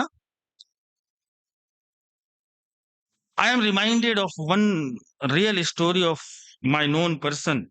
Khan sir was speaking about the poverty and all, and how education can bring the changes. A family 50, 60 years ago, my friend's grand or great grandfather was very ordinary person in a town of UP, Amroha. And I'm the one of the son of those two brothers. And my two brothers are senior. We did not have any piece of land, but I am standing in front of you because of the education. That is the change the education can bring. Both the brothers who used to sell the colored coconut and the candies, they never compromised on education. One brother, my Bade Abba, may Allah grant him Jannah, 5 years ago, he expired, was the general manager of Bhilai steel plant. My own father was additional SP of Madhya Pradesh cadre. When I was just 4.5 years, he met with an accident and I never saw my daughter. This is what a change can be brought through the education. I think my topic is the same. How you can transform the society and community, not only economically, but socially, morally, and sir was talking about values. So values are very much needed. In Kerala, you are a wonderful pupil with great intellect level, IQ level, but still what I have observed, I wish I am wrong. Lot of education is needed in Kerala. Lot of competencies based education is needed in Kerala. A person 2 days before, uh, yeah, 2 before yesterday, I was talking Professor Kalam sir from Chennai. You might be knowing, and he told me you are going to the right place. So I hope that I am on the right place, and inshallah we will move hand in hand, God willing, and we will bring the change. We will try to build that vision and mission of our chairman and the management. Thank you for listening me so patiently. Though this is not my way of speaking, I don't want one way, I want two way. But anyway, this is the first time. Hope we will have a lot of other sessions. We will be speaking to each other. Thank you, everyone. Thank you, the dignitary on the dais, and giving me for an opportunity. Thank you. Thank you, sir, for the thought-provoking presentation and for highlighting the role of education in socio-economic transformation.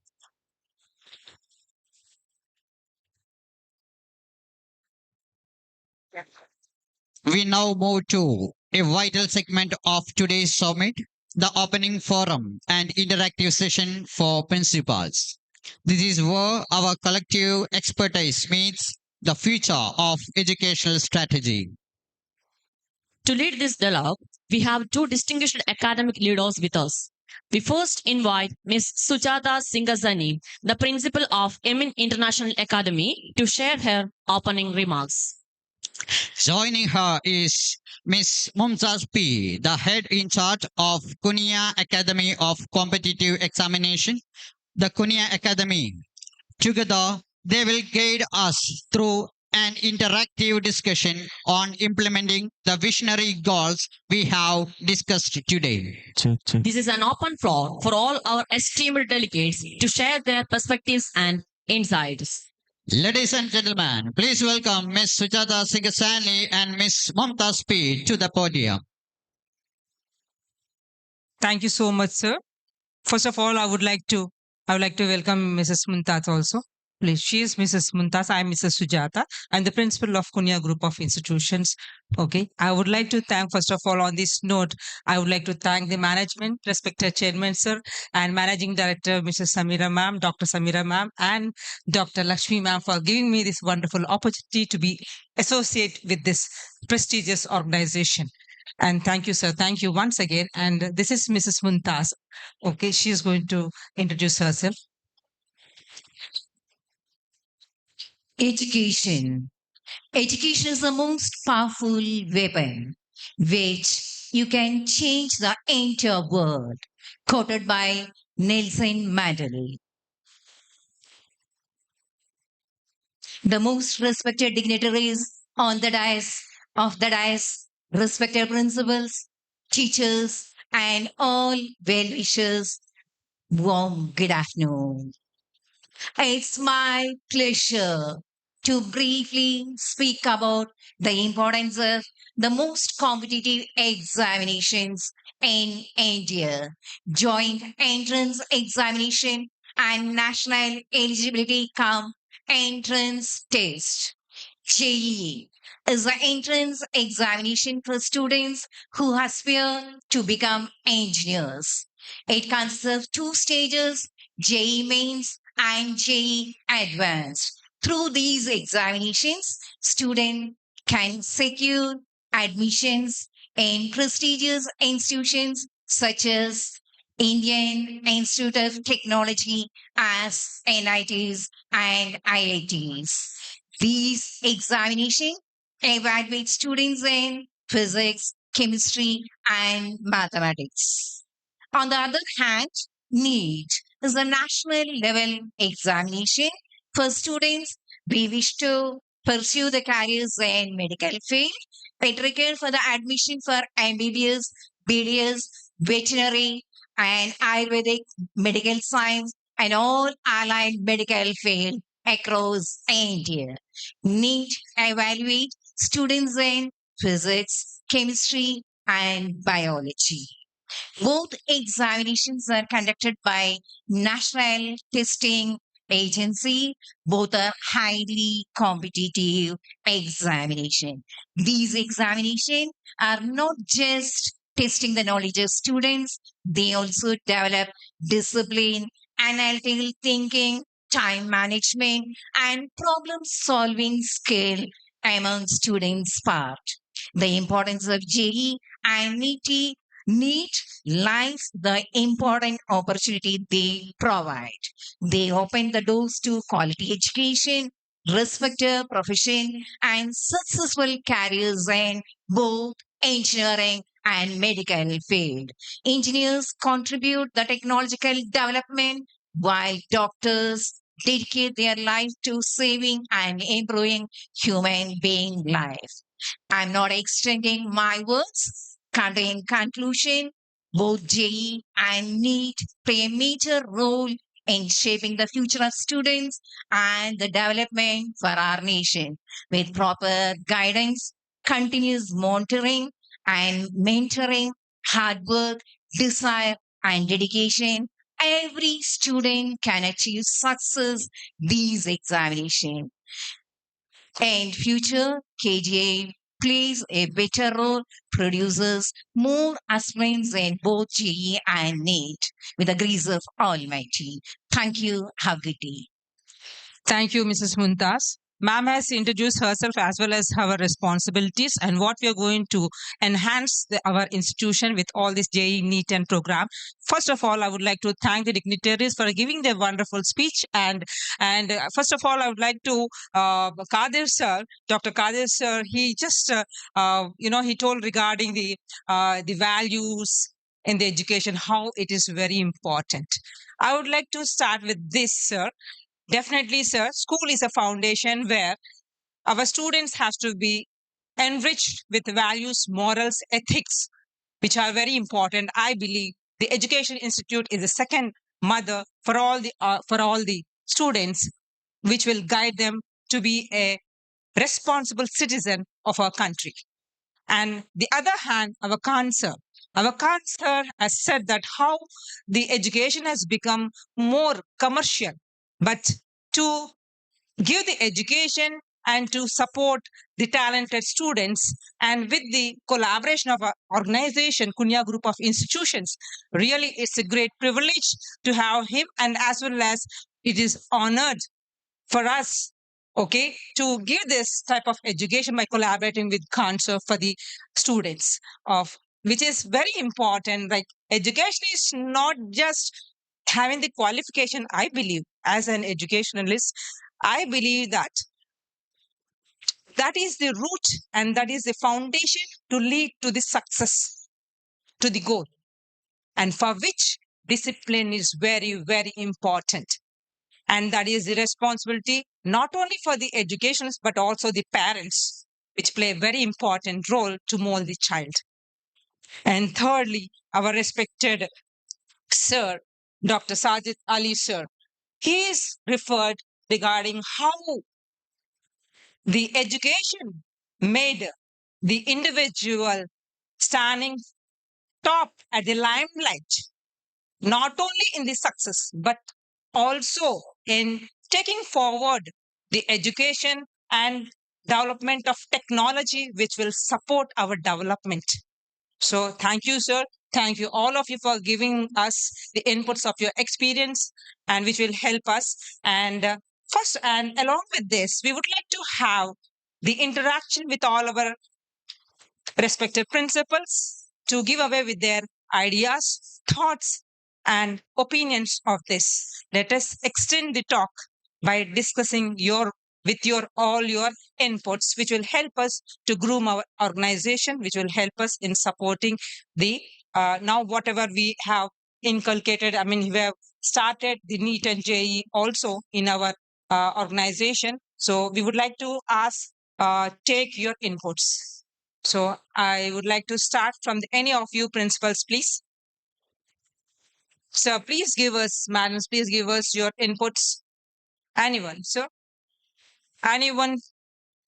You please, your opinion on this session, why we are here, first of all. We are here to, to enlighten what we are doing it, and we want this to be extended to all the children who are in needed. So we need your guidance, we need your support, and we need your inputs. Can anyone come forward and say a few words, please? Sir, anyone of you, sir?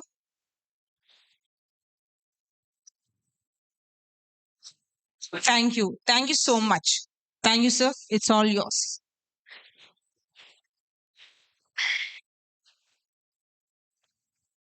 Thank you, sir. Thank you so much. Oh, sir.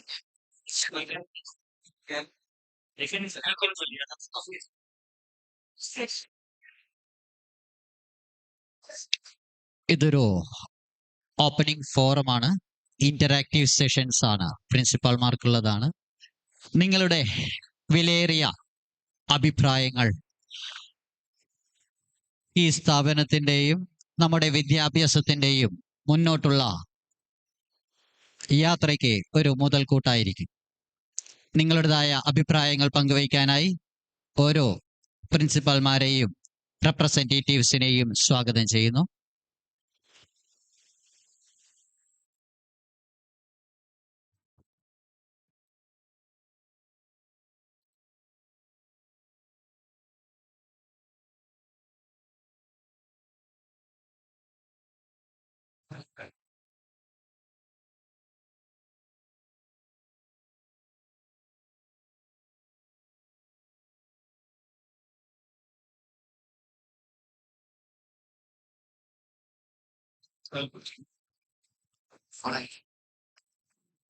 ആർക്കെങ്കിലും അഭിപ്രായം ഉണ്ടെങ്കിൽ പറയാവുന്നതാണ്.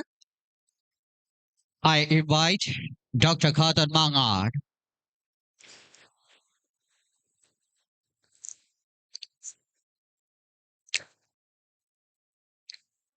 Yes, sir, please.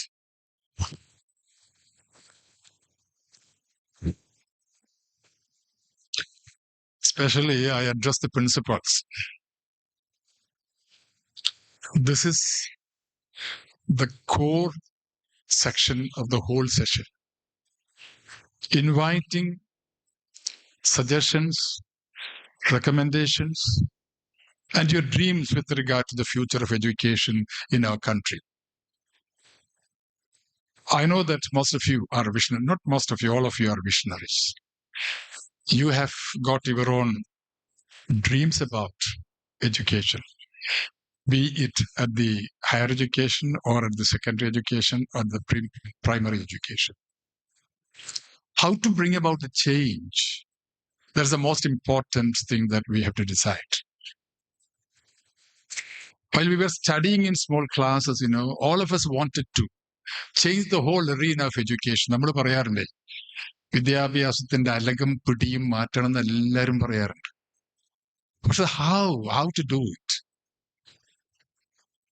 And what I have tried to impress upon you in my previous discussion is with regard to skilling in education. That's my idea. Now, most of the people, they say that. You also can say that. You can complement to it, definitely. But the deliberation must be as short as you can. Either you can come to this dais and stand over here, or our people will be giving you the microphone at your seat so that we can save a lot of time. To the maximum, you can take 2 minutes of time. I'm sorry, we are not able to give you more time than 2 minutes. It's not because of the disrespect towards you. No, it's not that. Everybody must be given a chance. And whatever ideas, apprehensions, and suggestions and recommendations you give, that will be taken note of it. And that will be, we want to publish it in future, if possible. So your ideas are very valuable, and they will be definitely given our ear. Okay. So you can come over here. Those who particularly want to face the dais like this, if you want to come over here and speak like this, you are welcome. Otherwise, our teacher will be coming to you with a microphone. You can stand wherever you are. Even you can afford to sit. I don't mind. You have the right. You have the freedom. You can sit and speak out your mind. And the most relevant points I will take down. I will take note of them. All right. So thank you very much. And she's coming. Or if you want to come over here, you have to raise your hand so that you can come over here and speak. Anybody who wants to speak at the dais? ഇവിടെ വന്ന് സംസാരിക്കാൻ ആഗ്രഹമുള്ളവർ ഒന്ന് കൈപൊക്കി അവർക്ക് ഇങ്ങോട്ട് വരാം. They can come. Or otherwise, I think we can save time. So she's coming. She will hand over the mic. You can catch them. Whoever is coming first will be given the chance to speak first. Anybody, not even the principals, anybody who wants to give their ideas can give it. Okay, thank you.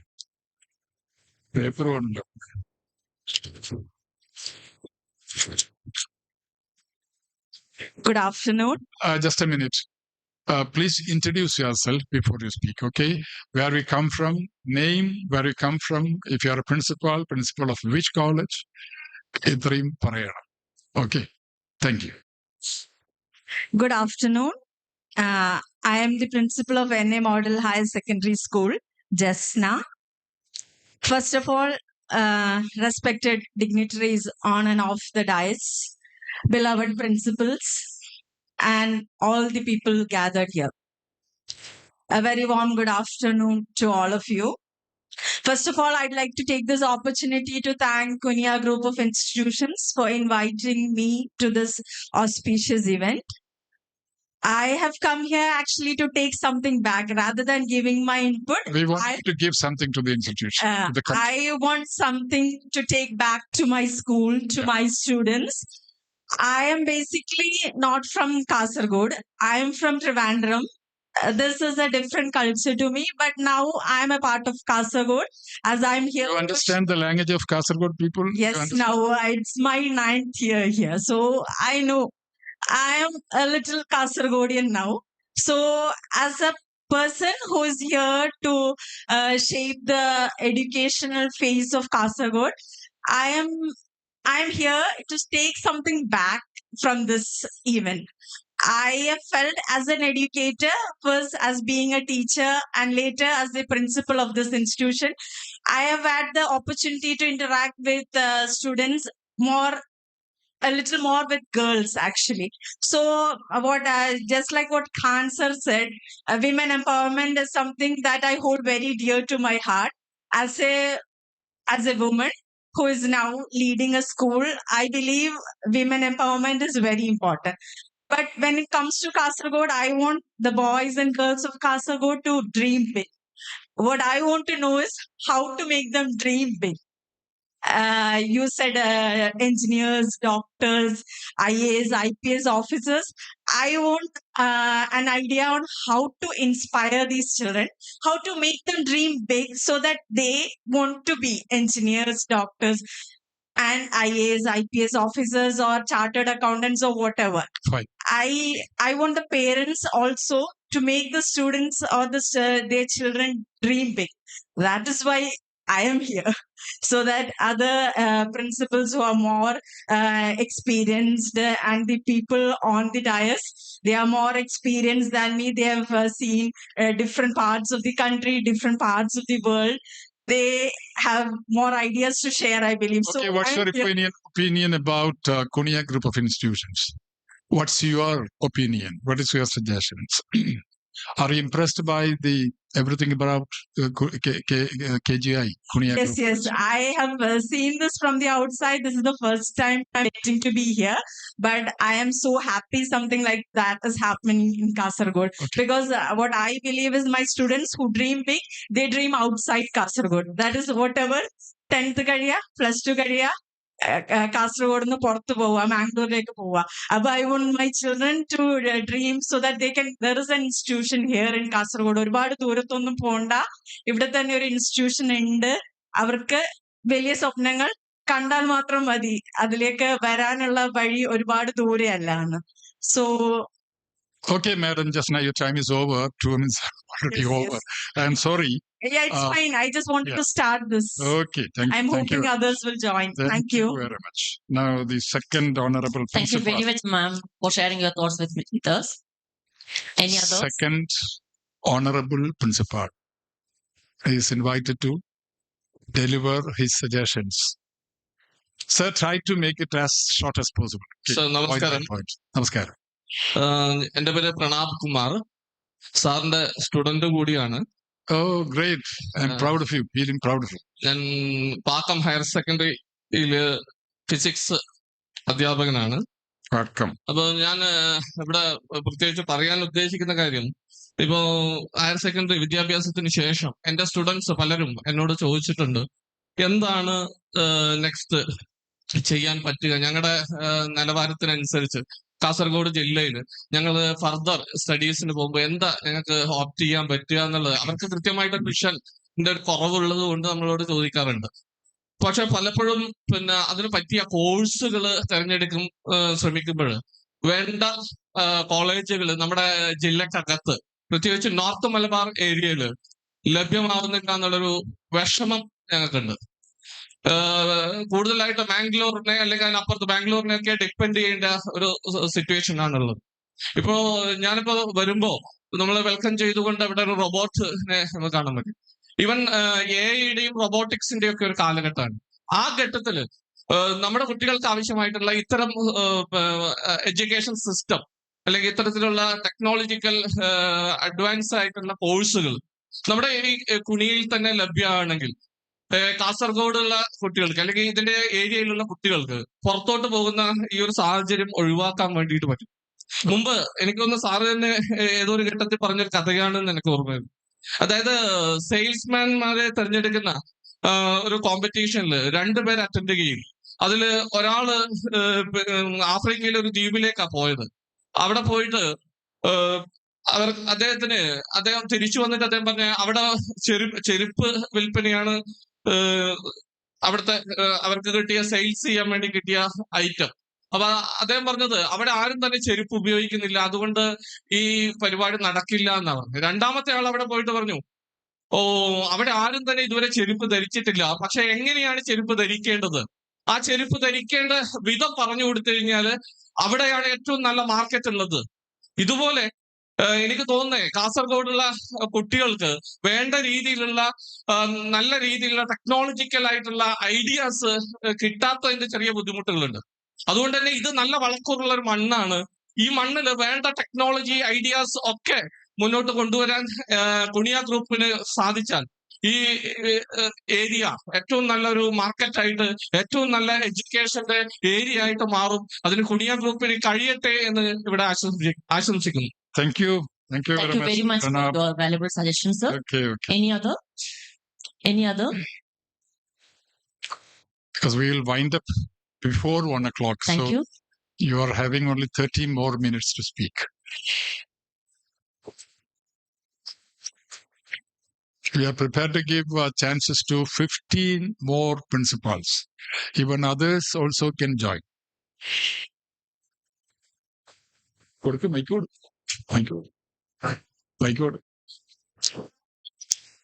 We love you to speak. നിങ്ങൾ സംസാരിക്കണം. ഇത് നിങ്ങളുടെ session. ഇതിന്റെ core idea തന്നെ നിങ്ങളുടെ അഭിപ്രായങ്ങൾ പറയില്ല. Kuniya group of ഇൻസ്റ്റിറ്റ്യൂഷനെ പറ്റി മാത്രമല്ല പറയുന്നത്, നമ്മുടെ രാജ്യത്തിന്റെ നാളെ അത് എങ്ങനെ ഉണ്ടാകണം, എന്തൊക്കെയാണ് മാറ്റങ്ങൾ വേണ്ടത് എന്ന് പറയാം. Thank you. 2 പേര് ഓൾറെഡി പറഞ്ഞു. ഇനി 3-ാമത്തെ ആൾ. നമുക്ക് ലീഡേഴ്സിനെയാണ് ആവശ്യം. സംസാരിക്കുന്ന സമയത്ത് മുന്നോട്ട് വരുന്നവർ തീർച്ചയായും ലീഡർഷിപ്പ് ക്വാളിറ്റിയിൽ ഉള്ളവരായിരിക്കുമല്ലോ. അപ്പൊ നിങ്ങൾ എല്ലാവരും ലീഡേഴ്സാണ്. ഒരു സ്ഥാപനത്തിന് നയിക്കാൻ കഴിയുന്ന നിങ്ങൾക്ക് ഇവിടെ എണീറ്റ് വന്ന് സംസാരിക്കാൻ കഴിയും എന്ന് നിങ്ങൾക്കറിയാം. അപ്പൊ മടിച്ചിരിക്കേണ്ട. Please give your ideas. Come on. ഒരു അധ്യാപകൻ എന്ന് പറയുമ്പോൾ ലൈഫിലുടനീളം ഒത്തിരി വിദ്യാർത്ഥികളെ നേച്ചർ ചെയ്ത് മെന്റർ ചെയ്ത് നിങ്ങൾ അവരെ സമൂഹത്തിലേക്ക് സംഭാവന ചെയ്യുമ്പോൾ അവർക്ക് വേണ്ട സൗകര്യങ്ങൾ ഇവിടെ ലഭിക്കുന്നുണ്ടോ എന്ന് ചിന്തിച്ചിട്ടുണ്ടെങ്കിൽ തീർച്ചയായിട്ടും അങ്ങനെയുള്ള ഇൻപുട്ടുകൾ പറയാൻ പറ്റിയ സിറ്റുവേഷൻ ആണ് ഇത്. ഇവിടെ വരാൻ പോകുന്ന കുനിയ ഗ്രൂപ്പ് ഓഫ് ഇൻസ്റ്റിറ്റ്യൂഷന്റെ ഇവിടെ വരാൻ പോകുന്ന Kuniya international university. Yes please sir, please. Yes, please. Good afternoon. Any efforts for educational empowerment should അതിൻ്റെ കൂടെ സൈക്കോളജിക്കൽ കൗൺസിലിംഗ് വളരെ ഫലപ്രദമായിട്ട് നടക്കണം. അല്ലെങ്കിൽ എഡ്യൂക്കേഷനിൽ പ്രത്യേകിച്ച് കോമ്പറ്റേറ്റീവ് എക്സാമിനേഷനിൽ സ്വാഭാവികമായും മാർക്ക് കൂടാൻ വേണ്ടി കുട്ടികൾ ശ്രമിക്കും. അതിനുവേണ്ടി പേരൻസിന്റെ നിർബന്ധം ഉണ്ടാകും, ടീച്ചേഴ്സിന്റെ നിർബന്ധം ഉണ്ടാകും. അപ്പോൾ കുട്ടികൾ സ്ട്രെസ് കൊണ്ട് വലയും. ആ സ്ട്രെസ് കൂടുമ്പോൾ അവർ ആത്മഹത്യയിലേക്കും മറ്റു പല കാര്യങ്ങളിലേക്കും കടക്കാൻ നിർബന്ധിതരാകുന്നു. ആ അവസ്ഥ ഒഴിവാക്കുവാൻ I do know that we have arrangements of psychological counseling and there are counselors in educational institutions. So that's not enough. കാരണം നമുക്ക് പലപ്പോഴും വായിക്കാൻ കഴിയുന്ന വാർത്തകളിൽ നിന്ന് we do understand that arrangement is not sufficient. So പ്രത്യേകിച്ചും കോമ്പറ്റേറ്റീവ് എക്സാമിനേഷന്റെ കോച്ചിങ് ഇവിടെ തുടങ്ങുന്നെന്ന് പറയുമ്പോഴേ എൻ്റെ മനസ്സിൽ ആദ്യം വന്ന വറി ഇതായിരുന്നു. അതിനോടൊപ്പം തന്നെ ഫലപ്രദമായി കുട്ടികളുടെ മാനസികമായ കരുത്ത് വർദ്ധിപ്പിക്കുവാനുള്ള ശ്രമം നടന്നില്ലെങ്കിൽ that will be a great disaster. So എനിക്ക് പറയാനുള്ളത്, വിദ്യാഭ്യാസത്തിന് വേണ്ടി സ്വാഭാവികമായി മത്സരം വേണം. മത്സരത്തിന് വേണ്ടി ശ്രമിക്കുമ്പോൾ സ്ട്രെസ് ഉണ്ടാകും. അത് പരിഹരിക്കുവാനുള്ള ബോധപൂർവമായ planned arrangement should be there. Psychological കൗൺസിലിങ്ങിന് കൂടുതൽ പ്രാധാന്യം കൊടുക്കണം എന്നാണ് എനിക്ക് പറയാനുള്ളത്. Thank you. He's KB Kunyahamad. He's an educator, social worker. അദ്ദേഹത്തിന്റെ അഭിപ്രായങ്ങൾ സൈക്കോളജിക്കൽ കൗൺസിലിംഗ് വേണമെന്നതാണ് പ്രധാനമായിട്ടും. Stress should be avoided. അദ്ദേഹം വേണമെങ്കിൽ എത്രയോ മണിക്കൂർ സംസാരിക്കാൻ കഴിയുന്ന ഒരാളാണ്. He can speak. പക്ഷെ 2 മിനിറ്റ് എന്ന് പറഞ്ഞുകൊണ്ട് പെട്ടെന്ന് കട്ട് ചെയ്തേ. Okay, now you also can come. Please come. BKP.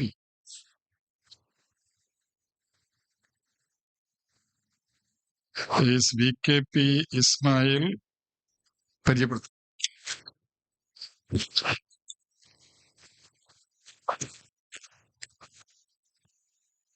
അവസരം നഷ്ടപ്പെടുത്താൻ പാടില്ല എന്ന് വിശ്വസിക്കുന്ന ഒരാളാണ്. അതുകൊണ്ടാണ് ഞാൻ ഇവിടെ കയറി വന്നു.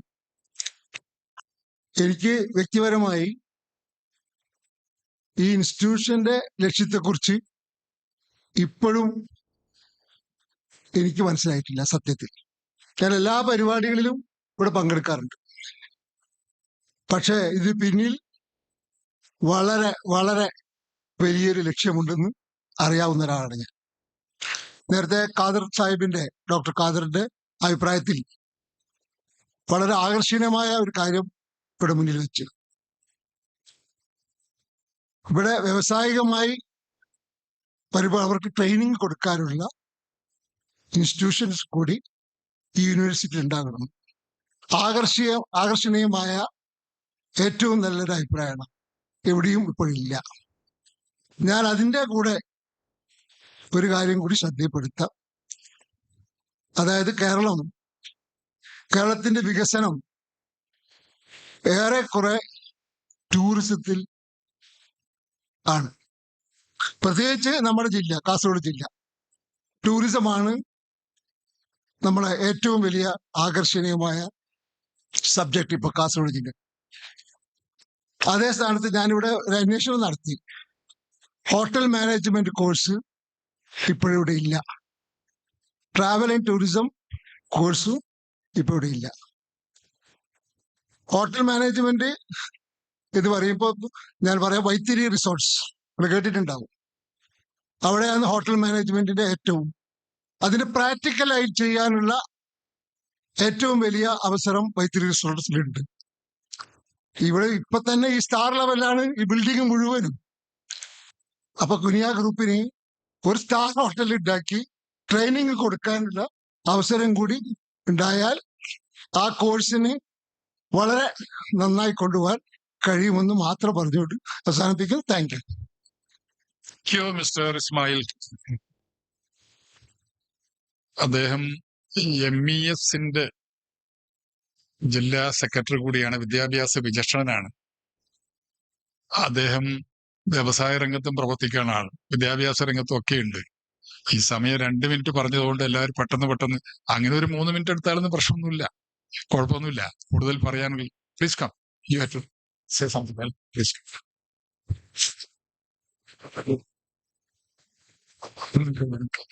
പേര് പരിചയപ്പെടുത്തണം, ബാക്കി ഡീറ്റെയിൽസ് പറയണം, പറയാനുള്ള പോയിന്റ്സ് ഞാൻ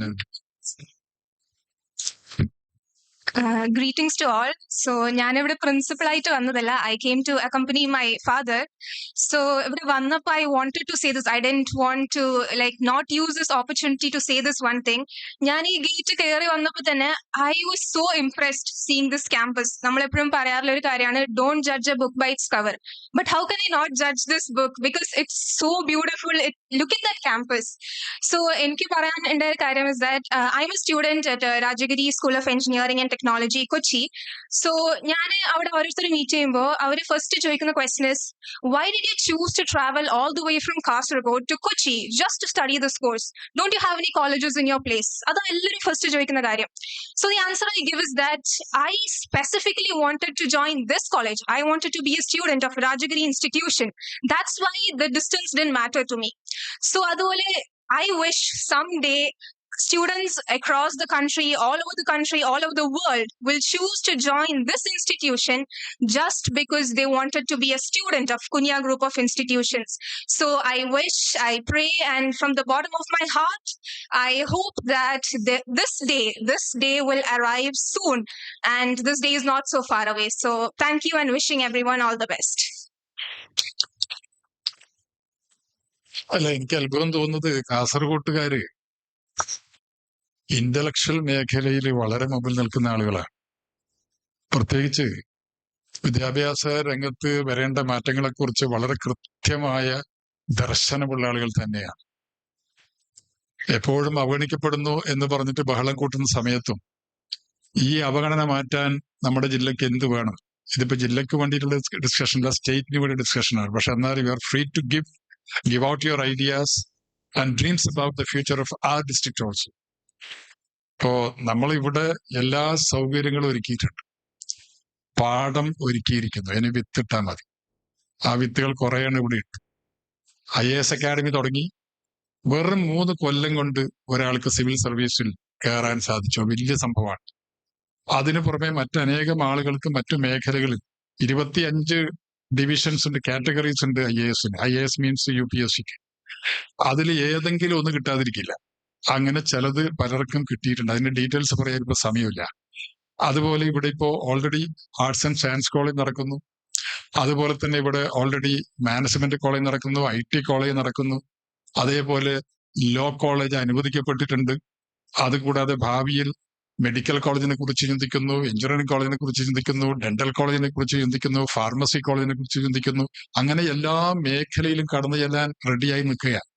ഇവിടുത്തെ സൗകര്യങ്ങൾ എന്ന് പറഞ്ഞാൽ ഒരുപക്ഷെ കേരളത്തിൽ മറ്റൊരു സ്ഥാപനത്തിലില്ലാത്ത സൗകര്യങ്ങൾ ഇവിടെ ഓൾറെഡി ഒരുക്കിയിട്ടുണ്ട്. അപ്പോ ഒരു യൂണിവേഴ്സിറ്റി കിട്ടിയാൽ, പ്രൈവറ്റ് യൂണിവേഴ്സിറ്റി കിട്ടിക്കഴിഞ്ഞാൽ ഇതെല്ലാം കൊണ്ടുവരാൻ പറ്റും. ഒരേ കൊടക്കീഴിൽ ഈ സ്ഥാപനങ്ങളൊക്കെ കൊണ്ടുവന്നിട്ട് കാസർഗോഡിന്റെ അല്ല കേരളത്തിന്റെ, ഞാൻ ഇന്ത്യ മുഴുവൻ സഞ്ചരിച്ച ഒരാളാണ്. നാക്കിന്റെ ചെയർമാൻ എന്ന നിലയ്ക്ക് എല്ലാ സ്ഥലത്തും ഞാൻ പോയിട്ടുണ്ട്. അതിൽ ഒറ്റ സ്റ്റേറ്റിൽ മാത്രമേ ഇതിനോട് കെട്ടപിടിക്കുന്ന എന്ന് പറയാൻ ഞാൻ സമ്മതിക്കില്ല. പക്ഷെ ഇതിനോടൊപ്പം എത്തുന്ന ഒരു സ്ഥാപനം ആസാമിൽ ഗുവാഹട്ടിയിലുണ്ട്, മറ്റെവിടെയില്ല. LPU ഞാൻ പോയിട്ടുണ്ട്, അവിടെ ഞങ്ങൾ ക്യാമ്പ് ചെയ്തിട്ടുണ്ട്. അപ്പൊ ചുരുക്കി പറഞ്ഞാൽ ഈ ഒരു സ്ഥാപനം രാജ്യത്തിന്റെ ഒരു പ്രൈഡ് ആവാൻ പോവുകയാണ്. അങ്ങനെയുള്ള ഒരു സ്ഥാപനത്തിലാണ് നിങ്ങളിപ്പോ ഇവിടെ ഇരിക്കുന്നത്. ഇത് തുടങ്ങിയിട്ട് ആകെ എത്ര 2 വർഷമായിട്ടുള്ളൂ, 2-3 വർഷമായിട്ടുള്ളൂ. ഈ 3 വർഷം കൊണ്ട് തന്നെ ഒരു IAS കാരനെ ഉണ്ടാക്കിയിരിക്കുന്നു. അപ്പൊ അടുത്ത സാധാരണഗതിയിൽ ഇതുപോലുള്ള സ്ഥാപനങ്ങൾ ഒന്ന് സെറ്റിൽ ഡൗൺ ചെയ്യാൻ മിനിമം 10 കൊല്ലം എടുക്കും.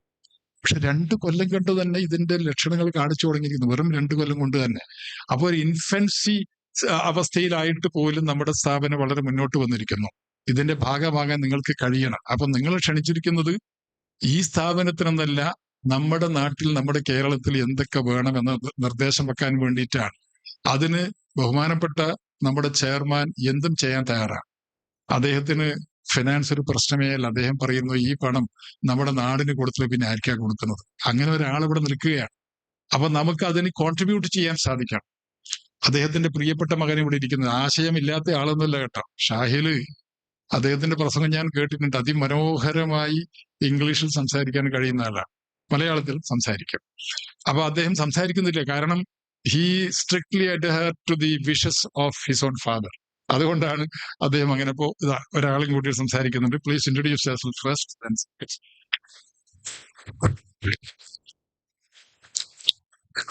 ഞാൻ doctor Rupesh Maran, government Thrikaripur higher secondary സ്കൂളിലെ പ്രിൻസിപ്പളാണ്. ഇവിടെ അറ്റൻഡ് ചെയ്തുകൊണ്ട് കാര്യങ്ങൾ പറയാം എന്ന് വിചാരിച്ച് വന്നതാണ്. 2 PhD ഉണ്ട്. നമ്മുടെ സ്റ്റേറ്റ് കരിക്കുലം ഫ്രെയിംവർക്കിൽ വർക്ക് ചെയ്യാൻ സാധിച്ചിട്ടുണ്ട്. Government Nadakkavu girls higher secondary സ്കൂളിലെ പ്രിൻസിപ്പളായിരുന്നു. ഇന്ത്യൻ ബെസ്റ്റ് 2ാമത്തെ സ്കൂളിലെ പ്രിൻസിപ്പളായി വർക്ക് ചെയ്യാനുള്ള അവസരം കിട്ടിയിട്ടുണ്ട്. എനിക്ക് ഈ സ്പീച്ച് ബേസിൽ ഇപ്പം ഇവിടെ അവതരിപ്പിച്ച വിഷയയുടെ അടിസ്ഥാനത്തിലാണ് സാർ പറയാനുള്ളത്. ചുരുക്കി പറയാം. നമ്മളിപ്പം 2 ഓപ്ഷനിലാണ് പോകുന്നത്, കോർ കോമ്പറ്റൻസും ഡൈവേർജൻസ് തിങ്കിങ്. ഇപ്പൊ നമ്മുടെ യൂണിവേഴ്സിറ്റി എല്ലാം കരിക്കുലം ഫ്രെയിംവർക്ക് മാറ്റിയിട്ടുണ്ട്. നമ്മൾ ഡിഗ്രി പഠിക്കുന്ന സമയത്ത് ഒരു കോർ സബ്ജക്റ്റും ഒരു സപ്ലിമെന്ററി സബ്ജക്റ്റും 2 ഓപ്റ്റ് ചെയ്ത് പഠിക്കാം. അതായത് BCom പഠിക്കുന്ന ആൾക്ക് ഒരു സൈക്കോളജിയോ മറ്റെന്തെങ്കിലും റിസ്ക് എടുക്കാൻ ആരും താല്പര്യമില്ല. സാറിന്റെ വിഷൻ വെരി ഗുഡ്, എക്സലന്റ് ആണ്. നോവൽ പ്രൈസ് വിന്നേഴ്സിനെല്ലാം കൊണ്ടുവന്ന് കരിക്കുലം ഫ്രെയിം ചെയ്യുന്ന എക്സലന്റ് ഐഡിയ ആണ്. എനിക്ക് സജസ്റ്റ് ചെയ്യാനുള്ളത്, ഇപ്പോഴത്തെ പാരന്റ്സ് ഒന്നും റിസ്ക് എടുക്കാൻ താല്പര്യമില്ല. സോ അതുകൊണ്ട് ഒരു ഡൈവേർജന്റ് തിങ്കിങ് ആണ് നമ്മൾ എപ്പോഴും കരിക്കുലം ഫ്രെയിം വർക്ക് ചെയ്യുന്ന സമയത്ത് നടത്തേണ്ടത്. അതിൽ ഒരു കോർ സബ്ജക്റ്റ് ഉണ്ടാവണം, ഒരു അഡീഷണൽ ആയിട്ടുള്ള സപ്ലിമെന്റ് സബ്ജക്റ്റ് ഉണ്ടാവണം. ഇപ്പം ഫോർ എക്സാമ്പിൾ ഒരു ഹോട്ടൽ മാനേജ്മെന്റ് ചെയ്യുന്ന ആൾക്ക് ഒരു IIT കോഴ്സ് ചെയ്യുന്നത് ഇന്റർനാഷണൽ വേ ഓഫ് തിങ്കിങ്. 2ാമത്തെ ബേസിൽ സാറ് പറഞ്ഞത് സ്കിൽ ബേസ്ഡ് ആണ്. Experience very good. ഞാൻ NSCയുടെ ട്രെയിനിനെ വർക്ക് ചെയ്തിട്ടുണ്ട്. അസാപ്പിന്റെ ട്രെയിനിങ് കോഴ്സിലൊക്കെ അറ്റൻഡ് ചെയ്യാൻ സാധിച്ചിട്ടുണ്ട്. പക്ഷെ അവിടെ ഒന്ന് പരാജയം എന്ന് പറയുന്നത്, ഈ സ്കിൽ ബേസ്ഡിൽ നമുക്ക് ഇന്റർനാഷണൽ ഓർഗനൈസേഷന്റെ സ്കിൽ ബേസ്ഡ് ആയിരിക്കണം. അവിടെ ആകുമ്പോൾ നമുക്ക് കുട്ടികളുടെ റിക്കഗ്നിഷൻ കുറെ കൂടി കൂടും. ഇപ്പൊ ഇന്റർനാഷണൽ ബേസ്ഡ് ആയിട്ടുള്ള സ്കിൽ സെന്റേഴ്സ് എസ്പെഷ്യലി നമ്മുടെ ചില യൂണിവേഴ്സിറ്റിയിൽ അഡോപ്റ്റ് ചെയ്യുന്നുണ്ട്. പിന്നെ നമ്മുടെ ഒരു പ്രശ്നം എന്ന് പറയുന്നത് മാർക്കറ്റ് ബേസ്ഡ് സിലബസ് ഇല്ല. നമ്മൾ പഠിക്കുന്ന എല്ലാം ഔട്ട്ഡേറ്റഡ് സിലബസ് ആണ്. ഇപ്പം ഈ കുട്ടികൾ CUET ബേസ്ഡ് എല്ലാം പോകുന്ന സമയത്ത് ഡൽഹി യൂണിവേഴ്സിറ്റിയിലുള്ള പ്രത്യേകത എന്ന് പറയുന്നത് ഒരു മാർക്കറ്റ് ബേസ്ഡ് സിലബസ് ആണ്. അവിടെ പ്ലേസ്മെന്റ് കൂടുതൽ കിട്ടും. അപ്പം സിലബസ് ഫ്രെയിം ചെയ്യുന്ന സമയത്ത് we should be directly charge with the industrialist organisation what actually take place in the organisation, institution etcetera. അപ്പൊ അതാണ് നമ്മൾ ശ്രദ്ധിക്കേണ്ടത്. എന്താണ് ഓർഗനൈസേഷൻ നടത്തുന്നത്? ഇപ്പൊ എന്റർപ്രണർഷിപ്പിലാണെങ്കിൽ ലേറ്റസ്റ്റ് അപ്ഡേറ്റ് എന്താണ് പുതിയ ടെക്നോളജി, ഈ കാര്യങ്ങൾ ഫ്രെയിം ചെയ്തിട്ട് വേണം നമ്മൾ സിലബസ് ഫ്രെയിം ചെയ്യാൻ. 2ാമത് ഗാൻസാറ് പറഞ്ഞ കാര്യങ്ങൾ ചാരിറ്റി പർപ്പസ് ആണ്. ചാരിറ്റി പർപ്പസിൽ നമ്മൾ എടുക്കുമ്പം റൈറ്റ് പേഴ്സൺ റൈറ്റ് ടൈമിലായിരിക്കണം. അതൊരു കോമ്പറ്റൻസി എക്സാം ആയിരിക്കും ബേസ് ചെയ്ത് ഹയർ സെക്കൻഡറി ബേസിലെല്ലാം കണ്ടക്ട് ചെയ്ത് പ്രോമിസിങ് ചൈൽഡിനെ, ഡിസേർവിംഗ് ആയിട്ടുള്ള കുട്ടികളെ കണ്ടക്ട് ചെയ്ത് തിരഞ്ഞെടുക്കാൻ സാധിക്കുന്നെങ്കിൽ ഇറ്റ് ഷുഡ് ബി, അത് ചാരിറ്റി ആയിരിക്കും, it society and also promising child നമുക്ക് പ്രൊമോട്ട് ചെയ്യാൻ സാധിക്കും. അപ്പൊ അതൊരു രീതിയിൽ. പിന്നെ നമ്മള് 3ാമത്തെ രീതി എന്ന് പറയുന്നത് സാറ് ഇൻഫ്രാസ്ട്രക്ചർ പറഞ്ഞു. ഇപ്പം ആളുകൾ നോക്കുന്നത് വൈബ് ബേസ്ഡ് ഇൻഫ്രാസ്ട്രക്ചർ ഫെസിലിറ്റിയാണ്. Vibe based. നമ്മുടെ Nadakkavu girls, government Nadakkavu girls higher secondary Kozhikode ഡിസ്ട്രിക്റ്റിലാണ്. അതിലെല്ലാം വൈബ് ബേസ്ഡ് ആണ്. അപ്പം അവിടെ കുട്ടികൾ കുറച്ചുകൂടി റിലാക്സ് ചെയ്യുന്ന കുറെ കൂടി നമ്മൾ ഈ പാർക്കിലൊക്കെ പോയി കഴിഞ്ഞാലുള്ള അവസ്ഥ, അപ്പൊ ഈ സ്ട്രെസ് റെഡ്യൂസ് ചെയ്യാനുള്ള ഏറ്റവും നല്ലതാണ് വൈബ് ബേസ്ഡ്. അപ്പൊ ഈ സൗകര്യങ്ങൾ ഒരുക്കുന്ന സമയത്ത് കുറെ കൂടി റിലാക്സിങ് അറ്റ്മോസ്ഫിയർ, കുറെ കൂടി ഡെക്കറേറ്റിംഗ് ആയിട്ട് പൂളിങ്ങും അങ്ങനെയുള്ള കാര്യങ്ങളും കുറച്ചും കൂടി നമുക്ക് ഈ എന്താ പറയാ സ്വിമ്മിംഗ് പൂളൊക്കെ നോക്കിയിരിക്കുന്ന അങ്ങനെയുള്ള കുറെ കൂടി കാര്യങ്ങൾ ഉൾപ്പെടുത്താൻ സാധിച്ചിട്ടുണ്ടെങ്കിൽ ഗുഡ്. ഞാനിപ്പോ എന്റെ സാറിന്റെ സ്പീച്ച് നോക്കി പറഞ്ഞ എന്തായാലും ഈ പ്രോഗ്രാം എക്സലന്റ് ആണ്. Really appreciate. Thank you sir. Thank you very much.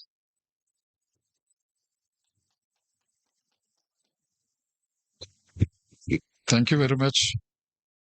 ഞാൻ പറഞ്ഞത് ഞങ്ങൾ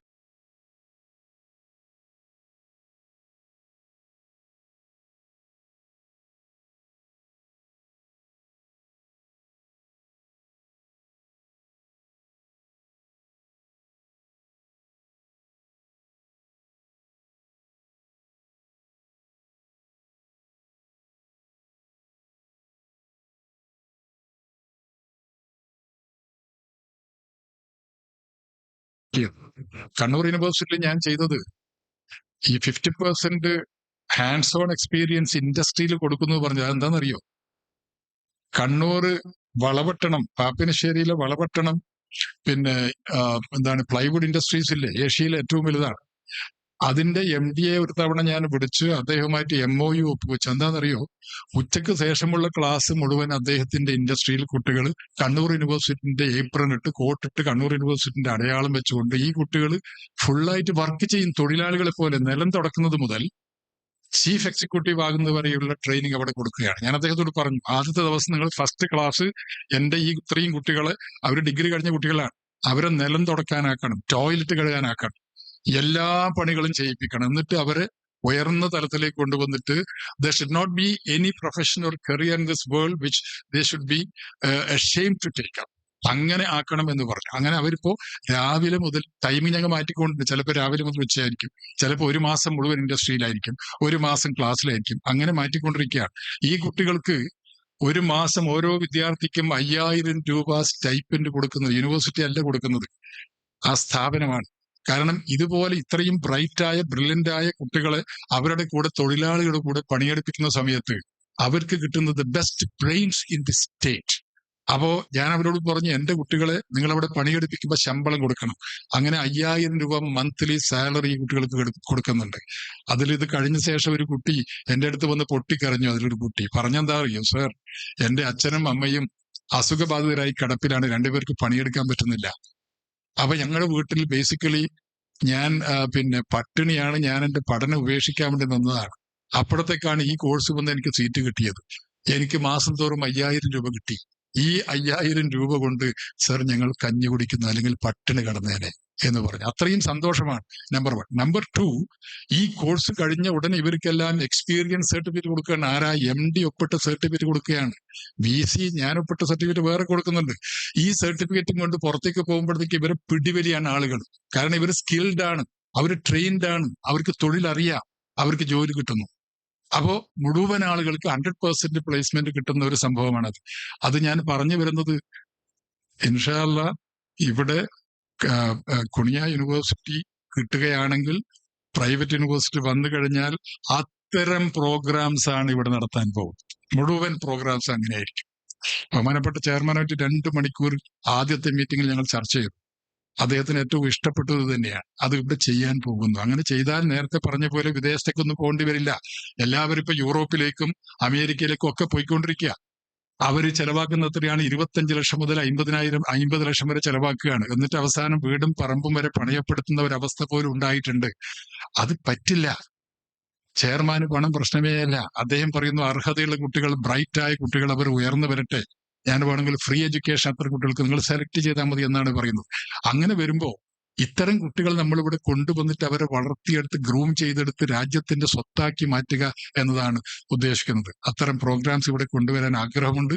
അതുകൊണ്ട് ഇനി വേറൊരു കാര്യം കൂടി പറയാം. ഈ ആശയം ഞാൻ ആദ്യമായി ഡൽഹിയിലെ VCs കോൺഫറൻസിൽ വെച്ച് ഇൻട്രൊഡ്യൂസ് ചെയ്തപ്പോ അവിടുത്തെ VCമാര് പറഞ്ഞു, ഞങ്ങളുടെ സ്റ്റേറ്റിലൊന്നും ഇതുപോലുള്ള പ്രോഗ്രാംസ് ഇല്ല. ഇൻഡസ്ട്രി ലിങ്ക്ഡ് പ്രോഗ്രാംസ് ഉണ്ട്, പക്ഷെ ഇത് 50-50 എന്നുള്ളതും നേരത്തെ പറഞ്ഞ പോലെ 2 സർട്ടിഫിക്കറ്റ് കൊടുക്കുന്നതും 5000 രൂപ സ്റ്റേപ്പിന് കൊടുക്കുന്നതായ പരിപാടി ഇന്ത്യയിൽ എവിടെയില്ല.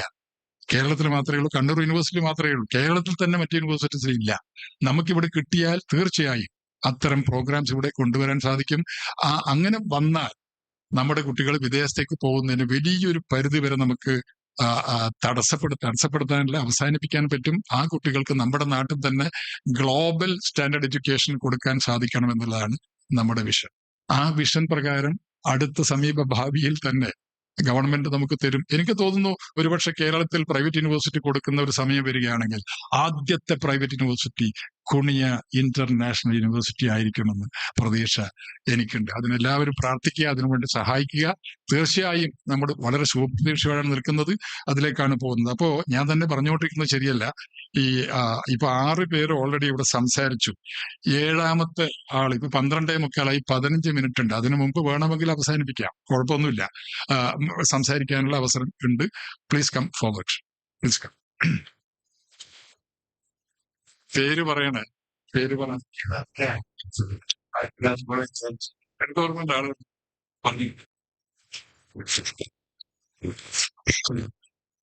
എല്ലാവർക്കും നമസ്കാരം. ആദ്യമായി നമ്മുടെ ജില്ലയിൽ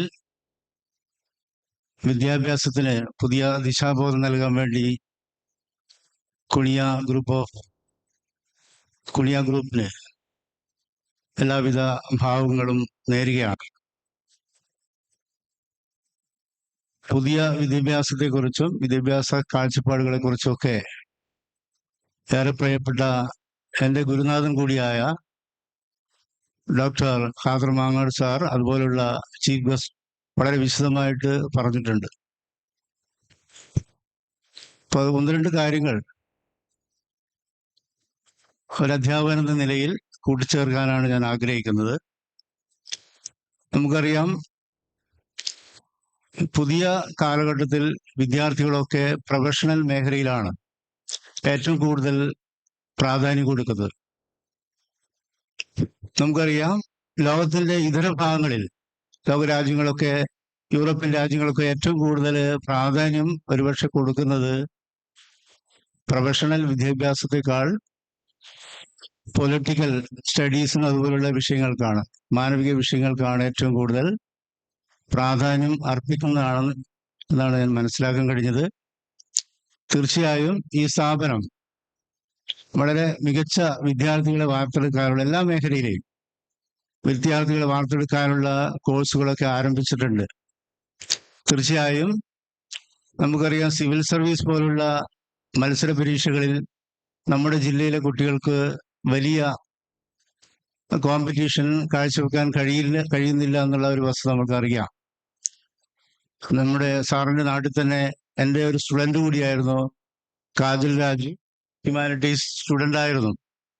ആ സ്റ്റുഡന്റ് രണ്ടാമത്തെ തവണ എഴുതിയിട്ടാണ് ഇപ്പം സിവിൽ സർവീസ് വിജയിച്ചിട്ടുള്ളത്. ആദ്യ തവണയിൽ ആ റാങ്കിന്റെ അടുത്തേക്ക് എത്താൻ കഴിഞ്ഞിട്ടില്ല. രണ്ടാമത്തെ തവണ ആ കുട്ടിക്ക് രണ്ടാമത് സിവിൽ സർവീസ് ലഭ്യമായിട്ടുണ്ട്. ഹ്യൂമാനിറ്റീസ് സ്റ്റുഡന്റ് ആണ്. അതുപോലെ ഞാനിപ്പോൾ വർക്ക് ചെയ്യുന്ന doctor Ambedkar government higher secondary സ്കൂളിലെ ഒരു സാധാരണ സ്കൂളിലെ വിദ്യാർത്ഥിക്കും കഴിഞ്ഞ 2 വർഷം മുമ്പ് സിവിൽ സർവീസ് കിട്ടിയിരുന്നു. ഇങ്ങനെ ഞാൻ പറഞ്ഞു വന്നത്, വളരെ മികച്ച വലിയ കാലിബറുള്ള കുട്ടികൾ നമ്മുടെ ജില്ലയിലുണ്ട്. സാമ്പത്തികമായി പിന്നോക്കാവസ്ഥയിൽ വളരെ അധികം ബുദ്ധിമുട്ട് അനുഭവിക്കുന്ന ഒരുപാട് കുട്ടികളുണ്ട്. തീർച്ചയായും ഒരുപാട് ചാരിറ്റി വർക്കുകളൊക്കെ കുണിയ ഗ്രൂപ്പ് ചെയ്യുന്നുണ്ടെന്ന് അറിയാം. എങ്കിൽ പോലും ഇതിൽ നിന്ന് നമുക്കറിയാം, പല സ്ഥാപനങ്ങളും വ്യക്തികളൊക്കെ ഈ ഉന്നതമായിട്ടുള്ള വിദ്യാഭ്യാസത്തിന് വേണ്ടി കുട്ടികളെ, നല്ല കാലിബറുള്ള കുട്ടികളെ കണ്ടെത്തി അവർക്ക് സഹായം ചെയ്യാറുണ്ട്. പക്ഷെ പലപ്പോഴും അത്തരം ചാരിറ്റിയുടെ പേരുകൾ പറഞ്ഞുകൊണ്ടാണ് പലപ്പോഴും ചെയ്യുന്നത്. ഇപ്പൊ അടുത്ത കോഴിക്കോടിൽ നിന്ന് എൻ്റെ ഒരു സുഹൃത്ത് പറഞ്ഞത്, അവിടുത്തെ ഏറ്റവും മികച്ച കുട്ടികൾക്ക് ഈ എൻട്രൻസ് എക്സാമിനൊക്കെ പാകപ്പെടുത്താൻ വേണ്ടി ഏതോ ഒരു ചാരിറ്റി ചെയ്യുന്ന ഒരു വ്യവസായ പ്രമുഖൻ ബാങ്കിൽ പണം നിക്ഷേപിക്കുകയും ആ പണം ആരാണ് നൽകിയെന്ന് അറിയാതെ ആ ബാങ്കിൽ നിക്ഷേപിച്ച പണത്തിന്റെ ലാഭം ഉപയോഗിച്ചുകൊണ്ട് ജില്ലയിലെ ഏറ്റവും മികച്ച കുട്ടികളെ, നീറ്റ് അതുപോലെ മറ്റ് പരീക്ഷകളിലൊക്കെ ഏറ്റവും മികച്ച കുട്ടികളെ കണ്ടെത്തിക്കൊണ്ട് അവർക്ക് വേണ്ടി സാമ്പത്തിക സഹായം ചെയ്യുന്ന സംവിധാനങ്ങളൊക്കെ കോഴിക്കോട് അതുപോലെ സ്ഥലങ്ങളൊക്കെ ഉണ്ട്. ഞാൻ പറഞ്ഞത്, തീർച്ചയായും കുണിയ ഗ്രൂപ്പിൽ ഇങ്ങനെയുള്ള കാര്യങ്ങളൊക്കെ ചാരിറ്റിയുടെ രൂപത്തിലോ അല്ലെങ്കിൽ മറ്റു കാര്യങ്ങളൊക്കെ ചെയ്യാൻ വേണ്ടി കഴിയും. സാമ്പത്തികമായി പിന്നോക്കമുള്ള കുട്ടികളൊക്കെ ഒരുപക്ഷെ ഇവിടെ പഠിക്കുന്നുണ്ടാവും. അവർക്കൊക്കെ ഫീസ് റിമിഷനൊക്കെ കൊടുത്തുകൊണ്ട് അവരെ മുന്നോട്ട് കഴിയുകയാണെങ്കിൽ നമ്മുടെ ജില്ലയിൽ നിന്ന് ഒരുപാട് കുട്ടികളെ നമുക്ക് വാർത്തെടുക്കാൻ കഴിയും. ഞാൻ ദീർഘിപ്പിക്കുന്നില്ല. സാർ പറഞ്ഞതുപോലെ ഞാനൊരു ഹ്യൂമാനിറ്റീസ് വിദ്യാർത്ഥിയായതുകൊണ്ട് എൻ്റെ ഒരു നിർദ്ദേശം എന്ന് പറയുന്നത്, ഇവിടെ ഹ്യൂമാനിറ്റീസ് വിഷയങ്ങൾക്കും പൊളിറ്റിക്സ് പോലുള്ള ഹിസ്റ്ററി പോലുള്ള വിഷയങ്ങൾക്കൊക്കെ കൂടുതൽ ഇമ്പോർട്ടൻസ് കൊടുത്തു കഴിഞ്ഞാൽ അത് പുറത്തുനിന്ന് നമ്മുടെ കുട്ടികളൊക്കെ പുറത്തേക്കാണ് പോകുന്നത്. നല്ല എക്സ്പേർട്ട് ആയിട്ടുള്ള ഒരുപാട് അധ്യാപകരോട് വരുന്നുണ്ട്. തീർച്ചയായും മറ്റു സ്ഥലങ്ങളിൽ നിന്ന് നമ്മുടെ ക്യാമ്പസിലേക്ക് ഇത്തരം സ്റ്റഡീസൊക്കെ നടത്താൻ വേണ്ടി കുട്ടികളെ നമുക്ക് ആകർഷിക്കാൻ കഴിയുമെന്നാണ് കരുതുന്നത്. തീർച്ചയായും ഈ സംരംഭത്തിന് എല്ലാവിധ ആശംസകളും നേരുകയാണ്.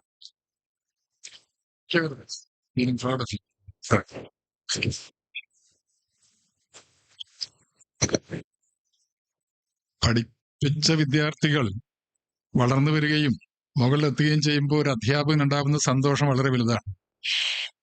അങ്ങനെ ഒരുപാട് പേരെ ഇവിടെ ഞാൻ കണ്ടു. ഒരു സഫലമായ ഒരു നിമിഷമാണ് എനിക്കിത്. അടുത്തയാൾ സംസാരിക്കുന്നത്. Please introduce yourself.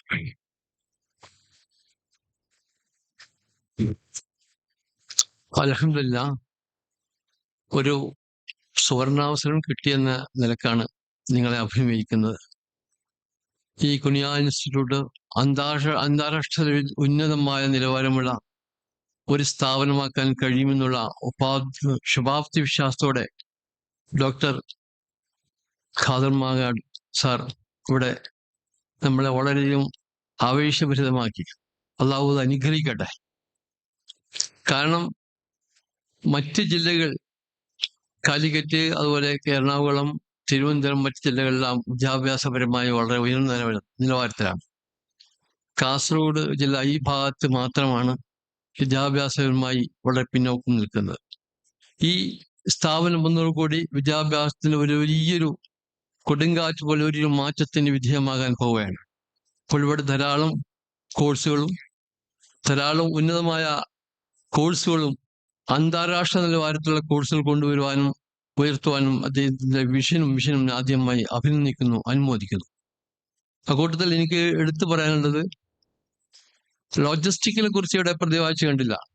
അന്താരാഷ്ട്ര തലത്തിൽ ഏറ്റവും കൂടുതൽ തൊഴിൽ സാധ്യതയുള്ള, അല്ലെങ്കിൽ തന്നെ ഇന്ത്യയിൽ തന്നെ വളരെയധികം തൊഴിൽ സാധ്യതയുള്ള ഒന്നാണ് ലോജിസ്റ്റിക്.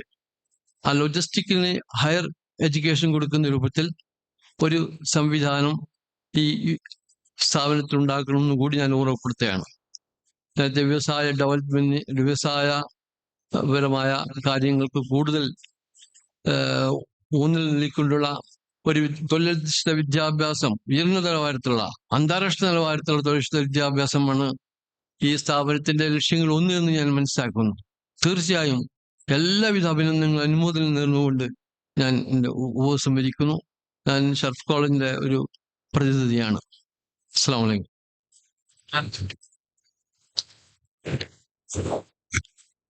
എന്താ ഇങ്ങനെ മടി? വിശന്നു പോയല്ലേ? ചായ അവിടത്തേക്ക് തന്നെ കൊണ്ടുവന്നു. അത് അത്രയും സമയം ലാഭിക്കാന്ന് പറഞ്ഞിട്ടാണ്. ഇനി 2 പേർക്ക് മാത്രമേ അവസരമുള്ളൂ. കൃത്യം 1 മണിക്ക് അവസാനിപ്പിക്കും. ആ 2 ഭാഗ്യവാന്മാർ അല്ലെങ്കിൽ ഭാഗ്യവതികൾ ആരാണ്? പെട്ടെന്ന് വാ. 2 ആളുകൾ അവിടെ നിന്നിട്ട് പറഞ്ഞാൽ മതിയെങ്കിലും മൈക്ക് എത്തിക്കും. ശരി, മൈക്ക് കൈപൊക്കിയാൽ മതി, അവിടത്തേക്ക് ആള് വരും.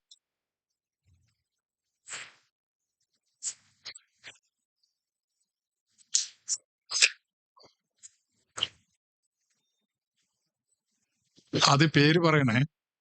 എൻ്റെ പേര് My name is Muhammad Sauris. I am an Islamic teacher at Amin International Academy. Okay. First of all, I would like to thank Khan sir, who is doing a great service. I'm a big fan of you, sir, Khan sir. Your work, your service, what you make in Patna, Bihar. I'm very big fan of your work. I see your motivational talks.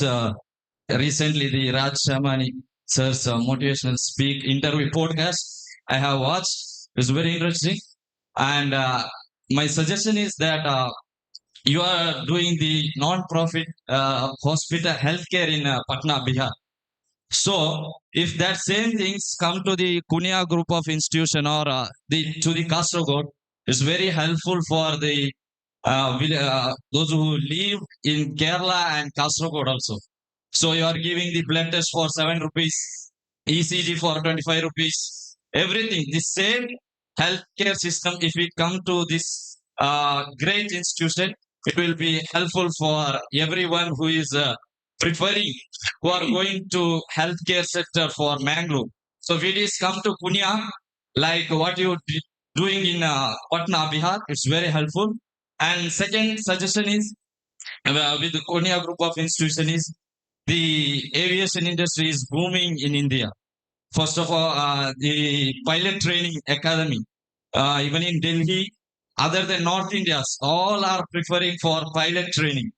So in Kerala, only one institution is doing the pilot training. It is Rajiv Gandhi, which is in Trivandrum, which is under the government of Kerala.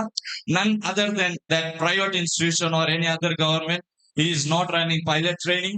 If it is come under the Kunya group of institution, like we can see the training pilot aircraft like Cessna 172, which is flying over our head, which will be proud to our institution, and it will be more affordable for students and who are aspiring to become pilots. So I think these two suggestions I can Definitely, we are looking for such suggestions. It's a great suggestion, right? We'll definitely take note of it and bring it to the notice of the Honorable Chairman. അടുത്തയാൾ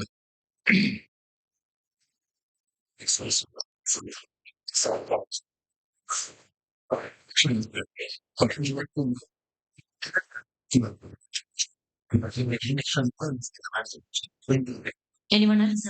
Last chance. Okay അവിടെ ആരും ഇറങ്ങുന്നില്ലല്ലോ, ആ സൈഡിൽ ഒരുപാട് ആൾ ഇരിക്കുന്നുണ്ടല്ലോ. Good afternoon, respected dignitaries on the dais and off the dais, and respected principals. I can understand that there are many people who have come outside Kasaragod. So, welcome to Kasaragod, and I hope you are having a very good time in our place. I'm Anvara here, and I am the Vice Principal of Alya English School. Sir, my suggestion is that this is as you have spoken, it's an institution which is in its infancy. But we come to know that even if it is in an infancy, it's going to, it has a great journey ahead. So, and inshallah, it's going to be a very wonderful one, inshallah. And I hope that if, even if I could not be a part of this institution, hopefully in future, my kids, inshallah, I plan. Okay, they are just in their LB UP section at school. And inshallah, I hope to. Then my suggestion is, can we do something? Like Sir had told that you are a person who designed the curriculum. So can we do something for the children who are in special need? Children who special need. So such children can we design a course or something so that they are the ones who are always we think that they are less privileged than the other people. So can we do something for them as well so that we can include such people also? Understood, yeah. Thank you so much, and thank you for the wonderful hospitality and all the things. And I would like to congratulate the entire team. I can see everyone are running here and there to make it very smooth and very good for us. So thank you so much. ബഹുമാന്യരായ അധ്യാപകരെ, നമ്മൾ കാണാൻ ഓരോരുത്തരും വ്യത്യസ്തരാണ്. നമ്മുടെ മുന്നിലിരിക്കുന്ന ഓരോ കുട്ടിയും, ഒരു ക്ലാസ്സിൽ 45 സ്റ്റുഡൻസ് ഉണ്ടെങ്കിൽ 50 സ്റ്റുഡൻസ് ഉണ്ടെങ്കിൽ കാണാൻ ഓരോരുത്തരും വ്യത്യസ്തരാണ്. അതേപോലെ അവരുടെ ഉള്ളിലുള്ള അഭിരുചിയും വ്യത്യസ്തമാണ്. അങ്ങനെയുള്ള അഭിരുചികളെ വളർത്തിയെടുക്കുക, ഒരു ക്വാളിറ്റി എഡ്യൂക്കേഷൻ നൽകുക എന്നുള്ളതാണ് കുനിയ ഗ്രൂപ്പിന്റെ ലക്ഷ്യം. അതാണ് കുനിയ ഗ്രൂപ്പ് ഓഫ് ഇൻസ്റ്റിറ്റ്യൂഷൻ നമ്മുടെ കുനിയ ഇന്റർനാഷണൽ യൂണിവേഴ്സിറ്റിയിലൂടെ മുന്നോട്ട് വയ്ക്കുന്നത്. ഇന്ന് ഇവിടെ സന്നിധരായിരിക്കുന്ന ഓരോ അധ്യാപകരും ഓരോ എഡ്യൂക്കേഷനിസ്റ്റും നിങ്ങളുടെ അഭിപ്രായങ്ങൾ നമ്മുടെ നാടിന്റെ നന്മയ്ക്കായി നിങ്ങളുടെ ഭാഗത്തു നിന്നും നമ്മൾ കേൾക്കാൻ വളരെ ആഗ്രഹിക്കുന്നുണ്ട്. അതിന്റെ ഭാഗമായിട്ടാണ് നമ്മൾ ഇവിടെ ഇന്ന് കൂടിച്ചേർന്നിരിക്കുന്നത്. ഓരോരുത്തരും ഇവിടെ വന്നിരിക്കുന്ന ഓരോരുത്തരും അത്രയും വാല്യുബിൾ ആണ് നമ്മൾക്ക്.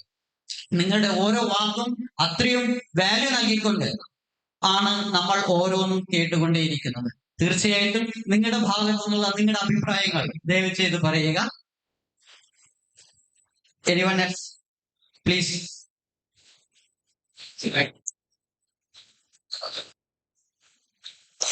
ഞാൻ ആവർത്തിക്കുകയാണ്, നമ്മുടെ മുന്നിലിരിക്കുന്ന വിദ്യാർത്ഥികൾ അവരെപ്പോഴും ഇനി എന്താണ് ഭാവിയിൽ ചെയ്യാൻ പോകുന്നത് എന്നുള്ളൊരു ലക്ഷ്യബോധമില്ലാതെ ഇരിക്കുമ്പോൾ നമ്മൾക്ക് അവരോട് പറയാൻ ഒരു ഉത്തരം വേണ്ടേ, നമുക്ക് ചൂണ്ടിക്കാണിച്ചു കൊടുക്കാൻ ഒരു സ്ഥാപനം വേണ്ടേ.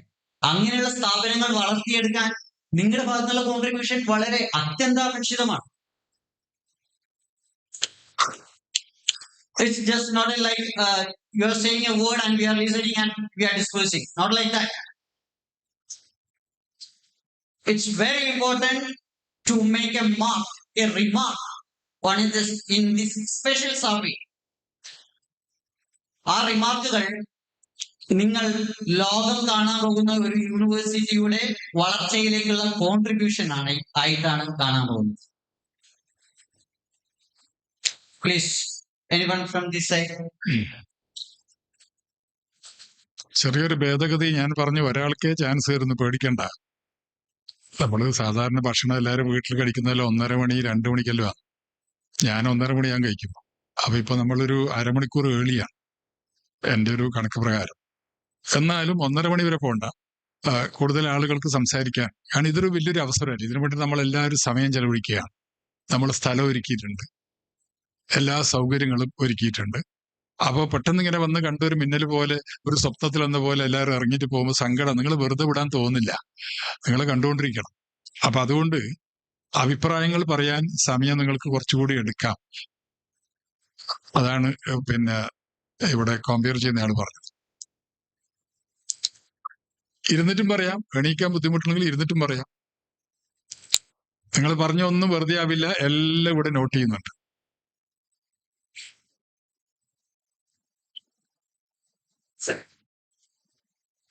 പൊതുവെ സ്ത്രീകളാണ് ഇത്തരം കാര്യത്തിൽ മുന്നോട്ട് വരാറുള്ളത്. പക്ഷെ ഇവിടെ സ്ത്രീകൾ അത്ര ഒരു ഉഷാറിൽ വരുന്ന കാണുന്നില്ലല്ലോ.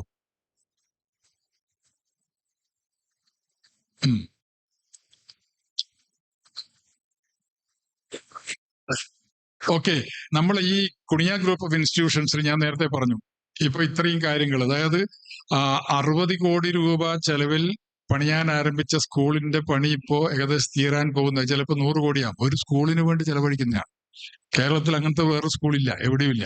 100 കോടിയോളം രൂപ ചെലവാക്കിയിട്ടുള്ള സ്കൂളിന്റെ അവസാന പണിയിലേക്ക് ഇപ്പൊ എത്തിയിരിക്കുന്നു. അതൊരു ഭാഗത്ത് സ്കൂളിൽ നല്ല ഇപ്പൊ ICSEയോ CBSE എന്ത് വേണമെങ്കിലും ഇപ്പൊ CBSEയിലാണ് ഉള്ളത്. അപ്പൊ ആ സ്കൂള് കേരളത്തിൽ എന്നല്ല ഇന്ത്യയിലെ ഏറ്റവും നല്ല സ്കൂളായിട്ട് കൊണ്ടുവരണം. അതൊരു ഒരു ഭാഗത്ത് സ്കൂളിന്റെ കാര്യം. അത് കഴിഞ്ഞ് +2 ഇപ്രാവശ്യം തുടങ്ങുകയാണ്. അപ്പൊ +2 ഒരു ഭാഗത്തുണ്ടാകും. അത് കഴിഞ്ഞ് ഡിഗ്രി ഇപ്പൊ ഓൾറെഡി ഇവിടെ ഉണ്ട്. കണ്ണൂർ യൂണിവേഴ്സിറ്റിയുടെ കീഴിൽ അഫിലിയേറ്റ് ചെയ്തിട്ടുള്ള ഡിഗ്രി കോളേജ് ഇവിടെ നടക്കുന്നു. ആ സ്ഥാപനത്തിൽ ഇപ്പൊ ജില്ലയിലല്ല സ്റ്റേറ്റിൽ തന്നെ പല സെൽഫ് ഫിനാൻസിങ് കോളേജസിലും കുട്ടികളെ കിട്ടാതെ പൂട്ടിക്കൊണ്ടിരിക്കുകയാണ്. ഇവിടെ ഇടിയാണ് എല്ലാ കോഴ്സിലും. അതിന് പ്രധാന കാരണം എന്താ അറിയോ? പ്രത്യേകിച്ച് പാരന്റ്സിന് ഈ കോളേജ് ഇഷ്ടമാണ്. എന്താ കാരണം? ഏറ്റവും നല്ല ഡിസിപ്ലിൻ ഉള്ള ഒരു സ്ഥാപനമാണ്. ഏത് പാരന്റ് ആഗ്രഹിക്കുന്ന എന്താ? അവരെ മക്കൾ സുരക്ഷിതരായിരിക്കണം. നമ്പർ 1, പ്രത്യേകിച്ച് പെൺകുട്ടികൾ. നമ്പർ 2, അവർക്ക് ഏറ്റവും നല്ല വിദ്യാഭ്യാസം കിട്ടണം. ഇവിടുത്തെ ആർട്സ് ആൻഡ് സയൻസ് കോളേജിലുള്ള അധ്യാപകർ എല്ലാവരും ഡോക്ടറേറ്റ് ഉള്ളവരാണ്. ഇപ്പോ ഈ ഇടക്ക് 1-2 പേര് വന്നു എനിക്കറിയില്ല. അപ്പൊ എല്ലാവർക്കും ഡോക്ടറേറ്റ് PhD ഒക്കെയുള്ള ഏറ്റവും നല്ല ഹൈലി ക്വാളിഫൈഡ് ആയ അധ്യാപകരാണ് കോളേജിലുള്ളത്. റിസർച്ച് ചെയ്യുന്ന ആളുകൾ വേറെയും ഉണ്ട്. അപ്പോ അതൊന്ന്. അപ്പൊ ആർട്സ് ആൻഡ് സയൻസ് കോളേജിന്റെ കാര്യം അങ്ങനെ. മാനേജ്മെന്റ് MBA കോളേജ് ഉണ്ട്. ആ MBA കോളേജ് കാസർഗോഡ് ജില്ലയിലത്തെ നമ്പർ 1 ആണ്. അത് സ്റ്റേറ്റിലെ നമ്പർ 1 ആക്കണം എന്നാണ് ആഗ്രഹം. അതുമായിട്ട് ബന്ധപ്പെട്ടിട്ട് എല്ലാ കാര്യങ്ങളും ചെയ്യുന്നുണ്ട്. അതുപോലെ IT ഇൻഫർമേഷൻ ടെക്നോളജിയിലും ഒരു സ്ഥാപനം ഇവിടെ കോളേജ് ഉണ്ട്. അപ്പൊ ഈ പറഞ്ഞിടത്തേക്ക് 3 ഉണ്ടായില്ല, പിന്നെ സ്കൂളാകുമ്പോൾ 4. അത് കൂടാതെ കുണിയ ഗ്രൂപ്പ് ഓഫ് ഇൻസ്റ്റിറ്റ്യൂഷന്റെ ഏറ്റവും പ്രസ്റ്റിജിയത്തിൽ ഇത്രയും വലിയൊരു സ്ഥാപനം ഈ IAS രേഖയിൽ കെട്ടിടം മാത്രമല്ലല്ലോ, അതിന്റെ അകത്തുള്ള ക്വാളിറ്റി നല്ലത് ആയതുകൊണ്ടാണ് ഇവർക്ക് UPSC സെലക്ഷൻ കിട്ടിയത്. അത് മറ്റൊരു ഭാഗത്ത് നിൽക്കുന്നു. അതേപോലെ തന്നെ ലോ കോളേജ് പാസ്സായിട്ടുണ്ട്. ബഹുമാനപ്പെട്ട ചെയർമാൻ ലോ കോളേജിന്റെ പിന്നാലെ പോകാനുള്ള പ്രധാനപ്പെട്ട കാരണം എസ്പെഷ്യലി സ്ത്രീ വിദ്യാഭ്യാസം കൂടുതൽ പ്രോത്സാഹിപ്പിക്കാൻ വേണ്ടിയിട്ടാണ്. നമ്മുടെ ജില്ലയിലെ ഏറ്റവും വലിയൊരു വിപത്ത് എന്ന് പറയുന്നത് മറ്റെല്ലാ ജില്ലകളിലും സ്ത്രീധന സമ്പ്രദായം അവസാനിപ്പിച്ചപ്പോ കാസർഗോഡ് ജില്ലയിൽ സ്ത്രീധനം ഇപ്പോഴും നിലനിൽക്കുന്നു. സ്ത്രീധനം ചോദിച്ചാൽ ആ ചോദിക്കുന്ന പുതിയാപ്പിൾക്ക് കിട്ടാൻ പോകുന്ന ശിക്ഷ എത്ര കൊല്ലം എന്നറിയോ? വക്കീലന്മാർക്കറിയാം, 6 മുതൽ 8 കൊല്ലം വരെ ജയിലാണ്. ആ പെണ്ണിനെ ഞാൻ കെട്ടണമെങ്കിൽ എനിക്ക് ഇത്ര ലക്ഷം അല്ലെങ്കിൽ കോടി സ്ത്രീധനം വേണമെന്ന് ചോദിച്ചാൽ, ആ ചോദിച്ച ആൾ ഇങ്ങനെ ചോദിച്ചു എന്ന് പെൺകുട്ടി കോടതിയിൽ പറഞ്ഞാൽ ആ ചെറുപ്പക്കാരന് കിട്ടാൻ പോകുന്ന ശിക്ഷാ കാലാവധി 6 മുതൽ 8 കൊല്ലം വരെ ജയിലിൽ കിടക്കും. അപ്പൊ ഇവിടെ ഒരു ലോ കോളേജ് വന്നാൽ, സ്ത്രീകൾക്കെല്ലാം വിദ്യാഭ്യാസം വന്നാൽ, ഒന്നാലോചിക്കുക സാമൂഹ്യ പരിഷ്കരണം എത്രമാത്രം വലിയ ഒരു മാറ്റമാണ് ഉണ്ടാകാൻ പോകുന്നത് എന്ന് പറഞ്ഞാൽ ആണുങ്ങളെയൊക്കെ ജയിലിലിടലല്ല ഈ സ്ഥാപനത്തിന്റെ ലക്ഷ്യം. പെൺകുട്ടികൾക്ക് വിദ്യാഭ്യാസം കൊടുക്കുന്ന വഴി, പ്രത്യേകിച്ച് നിയമവിദ്യാഭ്യാസം കൊടുക്കുന്ന വഴി അവരുടെ അവകാശങ്ങൾ അതിനെക്കുറിച്ച് അവർ ബോധവതിമാരായിരിക്കും. അവരുടെ കുട്ടികൾ വളരെ നല്ല നിലയിൽ വളർന്ന് പഠിച്ച് വലുതാവുകയും ചെയ്യും. ഒരു മദർ എഡ്യൂക്കേറ്റഡ് ആകുമ്പോൾ ദ ഹോൾ സൊസൈറ്റി, കുടുംബം മാത്രമല്ല, the whole society will be educated. ഒരു ആൺകുട്ടിക്ക് വിദ്യാഭ്യാസം കൊടുക്കുമ്പോൾ ആ വിദ്യാർത്ഥിക്ക് മാത്രമേ വിദ്യാഭ്യാസം കിട്ടുന്നുള്ളൂ. പക്ഷെ പെൺകുട്ടി കിട്ടുമ്പോൾ the whole society will be getting education. അതാണ് ഇതിന്റെ ഒരു ഉദ്ദേശം. അപ്പോൾ ലോ കോളേജ് പാസ്സായിട്ടുണ്ട്. അത് തുടങ്ങണോ വേണ്ടിയോ എന്നുള്ളത് ഡിസിപ്ലിനെ ആശ്രയിച്ചിരിക്കും. അപ്പൊ പലപ്പോഴും ഡിസിപ്ലിന്റെ പേരിൽ ഇവിടെ സ്ട്രിക്റ്റ് ആയ ആക്ഷൻസ് എടുത്തിട്ടുണ്ട്. അത് നമ്മുടെ കുട്ടികൾക്ക് പലർക്കും ഇഷ്ടപ്പെട്ടിട്ടില്ല. സ്വാഭാവികമാണ്. കുട്ടികൾക്ക് ഈ പ്രായത്തിൽ അവർക്ക് വേണ്ടത് സ്വാതന്ത്ര്യമാണ്. ആ സ്വാതന്ത്ര്യം വേണമെന്ന് ആഗ്രഹിക്കാത്ത ആൺകുട്ടികളും പെൺകുട്ടികളും ആരെങ്കിലും ഉണ്ടോ? അവർക്ക് വിദ്യാഭ്യാസം മാത്രം പോരാ, അവർക്ക് സ്വാതന്ത്ര്യം വേണം. ആ സ്വാതന്ത്ര്യത്തെ തടയാൻ നമ്മൾ ആരുമില്ല. ചെയർമാൻ അതിന് നിൽക്കുന്ന ആളല്ല. സ്വാതന്ത്ര്യമൊക്കെ കൊടുക്കും, പക്ഷെ ലിമിറ്റ് കഴിഞ്ഞു പോകരുത്. സമൂഹത്തിന് ഒരു ഒരു ഒരു ഒരു കൾച്ചർ ഉണ്ടല്ലോ, ആ കൾച്ചറിന് അപ്പുറത്ത് പോകരുത് എന്നുള്ളത് സ്ട്രിക്റ്റ് ആയിട്ടുള്ള ചില നിബന്ധനകൾ പാസ്സാക്കിയപ്പോ, നിബന്ധനകൾ ഇവിടെ നടപ്പിലാക്കിയപ്പോ പല കുട്ടികൾക്ക് അതിൽ വിഷമമുണ്ടായിട്ടുണ്ട്. അത് സ്വാഭാവികമാണ്. അപ്പോ ഈ സ്റ്റേറ്റിൽ ഏറ്റവും സ്ട്രിക്റ്റ് ആയിട്ടുള്ള വിദ്യാഭ്യാസം കൊടുക്കുന്ന ഒരു സ്ഥാപനം ഇവിടെ തന്നെയാണ്. സ്ട്രിക്റ്റ് ആണ്. ഡിസിപ്ലിൻ എന്ന് പറഞ്ഞാൽ വളരെ പ്രധാനമാണ്. ഒരു ഇഞ്ച് പോലും അതിൽ വിട്ടുവീഴ്ച ചെയ്യില്ല. അതുകൊണ്ട് എന്തായി, പാരന്റ്സ് മുഴുവൻ ചെയർമാന്റെ കൂടെയാണ്. കുട്ടികൾ പലരും പാരന്റ്സിനെതിരാണ്. ഞങ്ങൾ അവിടെ പോകുന്നില്ല എന്ന് പറഞ്ഞ് കുട്ടികൾ ചിലപ്പോൾ ഉണ്ടാവുമായിരിക്കും. അതെന്തുകൊണ്ടാ? ക്വാളിറ്റി ഇവിടെ ഇല്ലാത്തത് കൊണ്ടല്ല, ഡിസിപ്ലിൻ സ്ട്രിക്റ്റ് ആയതുകൊണ്ടാണ്. അങ്ങനെ ഒരു ഉണ്ടോ എന്നുള്ള. അപ്പൊ അതൊരു ഭാഗത്ത്.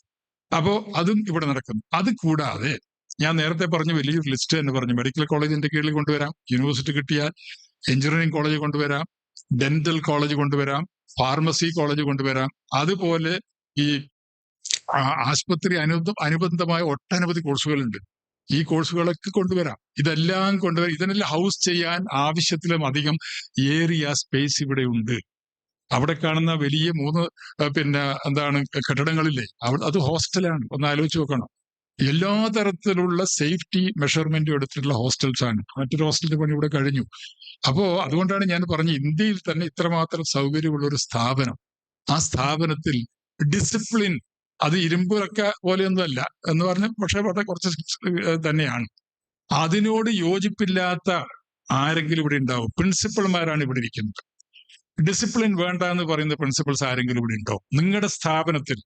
ആ സ്ഥാപനത്തിനെ നന്നായി കൊണ്ട് നടത്തണമെങ്കിൽ, ഞാനും പ്രിൻസിപ്പളായിരുന്നു. നെഹ്റു ആർട്സ് ആൻഡ് സയൻസ് കോളേജിന്റെ പ്രിൻസിപ്പളായിരുന്നു. 28 കൊല്ലം ഇംഗ്ലീഷ് പഠിപ്പിച്ച മാത്രമല്ല, പ്രിൻസിപ്പളായിരുന്നു ഞാൻ. ആ സമയത്ത് എനിക്കറിയാം അവിടുത്തെ പ്രശ്നം. അപ്പോ സ്ട്രിക്റ്റ് ഡിസിപ്ലിൻ നമ്മൾ കൊണ്ടുവരുന്ന സമയത്ത് നമുക്ക് ഒരുപാട് എതിർപ്പുകൾ ഉണ്ടാകും. ആ എതിർപ്പുകൾ സ്വാഭാവികമാണ്. അതിന്റെ പേരിൽ നമുക്ക് ഡിസിപ്ലിൻ വേണ്ട എന്ന് പറയാൻ പറ്റും? കുട്ടികളെ അങ്ങനെ വഴിയിൽ അങ്ങനെ വിടാൻ പറ്റുമോ? ആരെങ്കിലും ഉണ്ട് സംസാരിക്കാനുണ്ട്?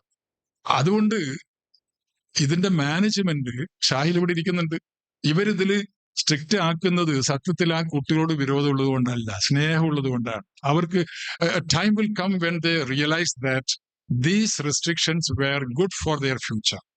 അവരുടെ ഭാവിക്ക് വേണ്ടിയിട്ടാണ് ഇത് ചെയ്തത് എന്ന് അവർ മനസ്സിലാക്കുന്ന ഒരു കാലം വരും. അപ്പോ അവർ താങ്ക്സ് പറയും, മാനേജ്മെന്റിനോട് താങ്ക്സ് പറയും. അതുകൊണ്ട് ഡിസിപ്ലിൻ വളരെ പ്രധാനമാണ്. ആ ഡിസിപ്ലിൻ വേണ്ട എന്ന് പറയുന്ന ഒരു പ്രിൻസിപ്പൾ ഇവിടെ ഉണ്ടാവില്ല. എല്ലാവരും പറയുന്നത് വേണമെന്നേ പറയുള്ളൂ. അതുകൊണ്ട് നിങ്ങളുടെ സപ്പോർട്ട് നമുക്ക് ഉണ്ടാവുമെന്ന് എനിക്കറിയാം. കുറച്ച് പാരന്റ്സ് അവിടെ ഇവിടെയൊക്കെ ആയിട്ടുണ്ടെന്ന് തോന്നുന്നു. അവർക്കും സന്തോഷമാണ്. കുട്ടികൾ ഇതിൻ്റെ അകത്ത് ഭാഗ്യവശാൽ അല്ലെങ്കിൽ നിർഭാഗ്യവശാൽ അവർ വന്നിട്ടില്ല. അവർ നമ്മളെയൊക്കെ തന്ത വൈബ് എന്നാ വിളിക്കുക അല്ലെ? തന്ത വൈബ് എന്ന് പറഞ്ഞാൽ പുതിയ ഡിക്ഷണറി പ്രകാരം എന്തെല്ലോ വാക്കുകളുണ്ട്. അപ്പോ നമ്മളുടെ ഇത്തരം ആഗ്രഹങ്ങൾ അത് പഴഞ്ചനായിട്ട് കാണുന്ന കുട്ടികളുണ്ട്. പക്ഷെ പറഞ്ഞിട്ട് കാര്യമില്ല. ഇപ്പോ മാനേജ്മെന്റ് പറയുന്നത് ഡിസിപ്ലിൻ പാലിക്കാൻ തയ്യാറുള്ള കുട്ടികൾ മാത്രമേ ഇവിടെ അഡ്മിഷന് വരണ്ടൂ എന്ന് പറഞ്ഞിട്ടുണ്ട്. അത് ഏത് കോഴ്സിലാണ്. IAS-നാണെങ്കിൽ പോലും അത് നമ്മൾ നോക്കുന്നുണ്ട്. സിവിൽ സർവീസിന്റെ കോളേജ് അക്കാഡമിയുടെ ഉണ്ടല്ലോ, IAS അക്കാഡമി ഉണ്ടല്ലോ, അതിൽ പോലും ഡിസിപ്ലിൻ സ്ട്രിക്റ്റ് ആക്കുന്ന ഒരു സ്ഥാപനം എവിടെയെങ്കിലും കണ്ടിട്ടുണ്ടോ? അവരെല്ലാം മുതിർന്ന ആളുകളാണ്, PG കഴിഞ്ഞ ആളുകളാണ്. അങ്ങനെയുള്ള ആളുകൾക്ക് പോലും കൃത്യമായി ടൈമിംഗ്, ഹോസ്റ്റലിന്റെ അകത്ത് ടൈമിംഗ് ഉണ്ട്. ആ ടൈമിങ്ങിൽ മാത്രമേ ഇവർ വരാൻ പറ്റൂ. 6 മണിക്ക് ശേഷം ഇവർ വന്നു കഴിഞ്ഞാൽ അതിൻ്റെ അകത്ത് കയറ്റൂല. അപ്പൊ ഇങ്ങനെയുള്ള ഒരുപാട് പ്രശ്നങ്ങളുണ്ട്. ഈ പ്രശ്നങ്ങൾ ലോകം അറിഞ്ഞോട്ടെ, അതിൽ യാതൊരു പരാതിയുമില്ല. ഈ സ്ഥാപനം മറ്റുള്ളവരിൽ നിന്ന് വേർതിരിക്കപ്പെടുന്നത് ഏറ്റവും പ്രധാനപ്പെട്ടത് നമ്പർ 1 മൂല്യങ്ങളാണ്. രക്ഷിതാക്കളെ ബഹുമാനിക്കണം, പഴയ കാലത്ത് പോലെ അല്ല ഇപ്പൊ കുട്ടികൾ. അവരവരുടേതായ ഈ പറയുന്നവരുടെ ഈ പിന്നെ ജെൻസി ഗ്രൂപ്പിനെ നമ്മൾ കൈകാര്യം ചെയ്യുമ്പോൾ വളരെ സൂക്ഷിക്കേണ്ടതുണ്ട്. അവർക്ക് ഒരുപാട് പ്രശ്നങ്ങളുണ്ട്. അപ്പോ നേരത്തെ ഇവിടെ പറഞ്ഞു, എന്റെ പഴയ വിദ്യാർത്ഥിയും പ്രിൻസിപ്പളായ ആള് പറഞ്ഞു, പിന്നെ സൈക്കോളജിക്കൽ കൗൺസിലിംഗ് കൊടുക്കണം എന്ന് പറഞ്ഞാൽ നിങ്ങൾ എങ്ങനെയാ കൗൺസിലിംഗ് കൊടുക്കുന്നത്? ഇപ്പോ നിങ്ങളുടെ കുട്ടികൾക്ക് കൗൺസിലിംഗ് കൊടുക്കാൻ സംവിധാനമുണ്ടോ? MSc സൈക്കോളജി ക്വാളിഫൈഡ് ആളുകൾ നിങ്ങളെ കോളേജിൽ ടീച്ചേഴ്സ് ആയിട്ടുണ്ടെങ്കിൽ തീർച്ചയായും അവരുടെ സേവനം ഉപയോഗപ്പെടുത്തണം. നമ്മൾ ഇവിടെയും സൈക്കോളജി പഠിച്ച ഒരുപാട് ആളുകളുണ്ട്, അവർ ക്ലാസ് കൊടുക്കുന്നു. പക്ഷെ അവരെക്കാൾ നന്നായി ജീവിതം കൊണ്ട് സൈക്കോളജി അറിയുന്ന പാരന്റ്സ് ഉണ്ട്. ആ പാരന്റ്സിന് പറഞ്ഞു കൊടുക്കാൻ സാധിക്കണം. പണ്ടൊക്കെ നമ്മുടെ അധ്യാപകർക്ക് നടന്നു വരുന്നു കാണുമ്പോൾ നമ്മൾ ഒരു 1/2 കിലോമീറ്റർ ദൂരത്ത് നിന്ന് എണീച്ച് നിന്നിട്ട് മുണ്ട് താഴ്ത്തിയിടും. അതാണ് ബഹുമാനം. ഇപ്പോഴോ എല്ലാ കുട്ടികളും അങ്ങനെയാണെന്ന് പറയുന്നില്ല കേട്ടോ.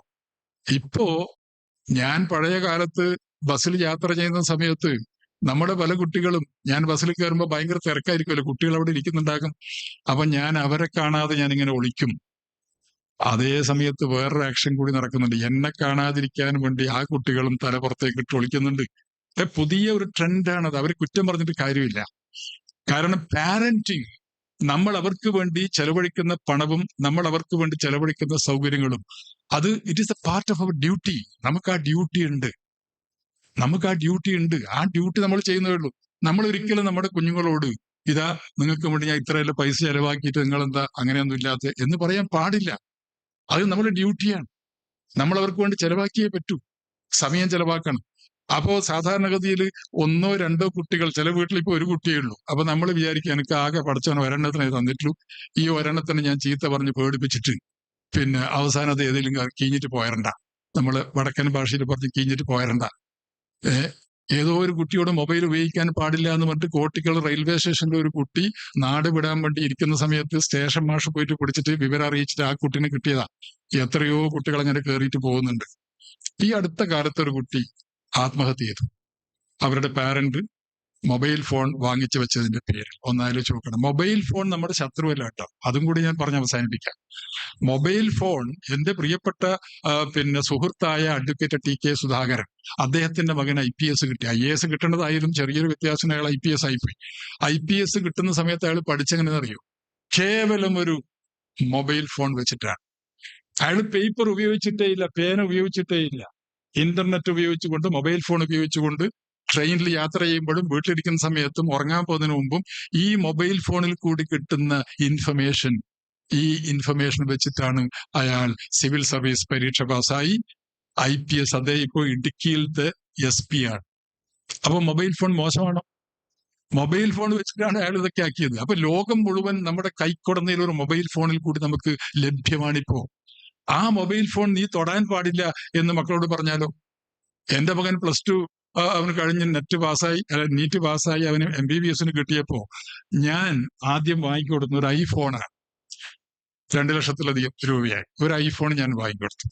അപ്പൊ എന്നോട് പലരും പറഞ്ഞു, എന്ത് മണ്ടത്തരവാ ചെയ്തത്, അത് ശരിയല്ലല്ലോ. അപ്പൊ ഞാൻ പറഞ്ഞു, ഞാൻ നിർദ്ദേശം കൊടുത്തിട്ടുണ്ട്, മൊബൈൽ ഫോൺ സിനിമ കാണാനോ അല്ലെങ്കിൽ വേറെ മോശമായ ചാനലിലേക്ക് പോകാനല്ല ഗുണം ചെയ്യുന്നു. അപ്പോ ആസ് പാരന്റ്സ് എനിക്ക് ആ റിക്വസ്റ്റ് നിങ്ങളോടുണ്ട്. 1:15 15 മിനിറ്റ് കൂടുതൽ എടുത്തു. സംസാരം പോരെ? നിങ്ങൾക്ക് ഇനി ആർക്കെങ്കിലും സംസാരിക്കാനുണ്ടോ? ഇല്ല എന്ന് വിചാരിക്കുന്നു. ഈ പരിപാടിക്ക് നന്ദി പറയാൻ വേണ്ടി ആരാണ്? പറഞ്ഞോളൂ. Thank you very much, sir, for making our delegates more clear about the vision and the mission of KGI. Now, I would like to invite Dr. Lakshmi Saiman to conclude the open forum discussion.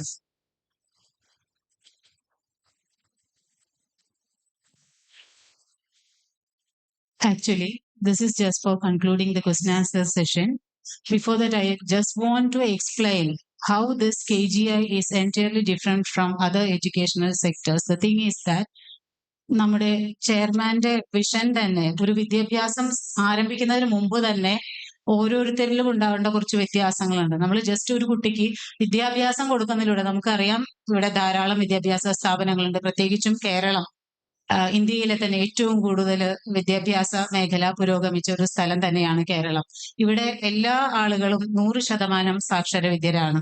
അപ്പൊ ഇത്രയും വിദ്യാഭ്യാസത്തിന് ഏറ്റവും കൂടുതൽ പ്രാധാന്യം കൊടുക്കുന്ന ഒരു സംസ്ഥാനമാണ് കേരളം എന്നുണ്ടെങ്കിലും നമ്മൾ ആരും തന്നെ നമ്മൾക്ക് വേണ്ട ഒരു ബേസിക് ക്വാളിറ്റീസ് ഉണ്ട്. വിദ്യാഭ്യാസം ആരംഭിക്കുന്നതിന് മുമ്പേ തന്നെ നമ്മളിൽ ഓരോരുത്തരിലും ഉണ്ടാവേണ്ടത്. നമുക്ക് വളരെ എളുപ്പമാണ് മറ്റുള്ളവരിലേക്കുള്ള ഡിസിപ്ലിൻ, റെസ്പോൺസിബിലിറ്റി, മറ്റു കാര്യങ്ങൾ, നമ്മളുടെ റൈറ്റ്സ്, എല്ലാവർക്കും അവനവന്റെ അവകാശങ്ങളെ കുറിച്ചും ഇതിനെക്കുറിച്ചെല്ലാം വളരെ ബോധവാന്മാരാണ്. പക്ഷെ എന്താണ് നമ്മളുടെ കടമ? നമുക്ക് സ്വയമായിട്ട് നമ്മളുടെ റെസ്പോൺസിബിലിറ്റി എന്താ? സ്വയം നമ്മളോടുള്ള കടമ എന്താണ്? അതുപോലെ നമ്മുടെ പാരന്റ്സിനോടുള്ള കടമ എന്താണ്? അതുപോലെ നമ്മുടെ സൊസൈറ്റിയോടുള്ള റെസ്പോൺസിബിലിറ്റി എന്തൊക്കെയാണ്? ഈ വിദ്യാഭ്യാസം നേടിയത് കൊണ്ട് മാത്രം കാര്യമാവില്ല. അതിലേക്ക് ഒരു വിദ്യാർത്ഥിയെ നയിക്കുന്നത്, അല്ലെങ്കിൽ ഒരു സാധാരണ ഒരു പച്ചയായ മനുഷ്യനായി അയാളെ ഒരു മനുഷ്യത്വത്തിലേക്ക് കൊണ്ടുവരുന്നത് മറ്റു പല ക്വാളിറ്റീസുമാണ്. നമുക്കറിയാം, this is just a certificates, we are getting this. നമുക്ക് എന്തായാലും അറിയാം, 10th വരെ പഠിച്ചു കഴിഞ്ഞാൽ 10ാം ക്ലാസ്സിൽ സർട്ടിഫിക്കറ്റ് കിട്ടും. അത് കഴിഞ്ഞാൽ 2 വർഷം കൂടി പഠിച്ചു കഴിഞ്ഞാൽ 12th, ഡിഗ്രി, PG, ഇതെല്ലാം നമുക്ക് automatically we will get all those things if you are spending some more time for this. നമ്മൾ പഠിക്കാനായിട്ടും ഇതിനു വേണ്ടി മാത്രം ചെലവഴിച്ചാലും. പക്ഷെ ഒരാളുടെ പരിപൂർണമായിട്ടുള്ള ഒരു മാറ്റം വരുന്നത് എപ്പോഴാണോ നമുക്കറിയാം, നമുക്ക് ജീവിതത്തിനും ആഹാരം ആവശ്യമാണ്, ജീവൻ നിലനിർത്താൻ എന്നുള്ള പോലെ തന്നെ നമ്മളുടെ ഉള്ളിലേക്ക് എടുക്കുന്ന എല്ലാം നമ്മളുടെ ആഹാരം തന്നെയാണ്. നമ്മളുടെ കണ്ണുകൾ കൊണ്ട് കാണുന്നത് എല്ലാം ആഹാരം തന്നെയാണ്. നല്ലത് എന്ത്, ചീത്ത എന്ത്, നമ്മളിലേക്ക് ഫീഡ് ചെയ്യാണ്. നമുക്കറിയാം, ഒരു ഹ്യൂമൻ ബ്രെയിൻ അത്രയധികം GBs ആൻഡ് GBs സൂപ്പർസോണിക് കമ്പ്യൂട്ടേഴ്സിനേക്കാളും പവർഫുൾ ആണ്. അത്രയധികം കാര്യങ്ങൾ സ്റ്റോറേജ് ചെയ്യാനായിട്ട് നമ്മളുടെ ഹ്യൂമൻ ബ്രെയിനിന് സാധിക്കും. ഇപ്പോഴും അതെ, ഓൺഗോയിങ് റിസർച്ചുകൾ നടന്നുകൊണ്ടിരിക്കുക. ഇതുവരെ ഹ്യൂമൻ ബോഡിയെ കുറിച്ചും ഹ്യൂമൻ മൈൻഡിനെ കുറിച്ചും ഹ്യൂമൻ ബ്രെയിനിന്റെ കപ്പാസിറ്റിയെ കുറിച്ചൊന്നും നമുക്ക് അസസ് ചെയ്യാനായിട്ട് സാധിച്ചിട്ടില്ല. അപ്പൊ നമ്മളുടെ കണ്ണിൽ കൂടി നമ്മൾ സ്കാൻ ചെയ്യുക. ഇപ്പൊ AI യുഗത്തിലാണ്, നമുക്കറിയാം, നമ്മൾ കണ്ണിൽ കൂടെ കാണുന്നത് എന്തും ചെവിയിലൂടെ കേൾക്കുന്നത് എന്തും, ഈവൻ നമ്മളുടെ 5 സെൻസസ് എല്ലാം തന്നെ നമ്മളിലേക്ക് ഒരു ഡാറ്റ ജനറേറ്റ് ചെയ്യപ്പെടുന്നുണ്ട്. ഈ ഡാറ്റ എല്ലാം തന്നെ സ്റ്റോർ ചെയ്യപ്പെടുന്നത് നമ്മളുടെ മൈൻഡിലൂടെ തന്നെ നമ്മുടെ ബ്രെയിനിലേക്കാണ്.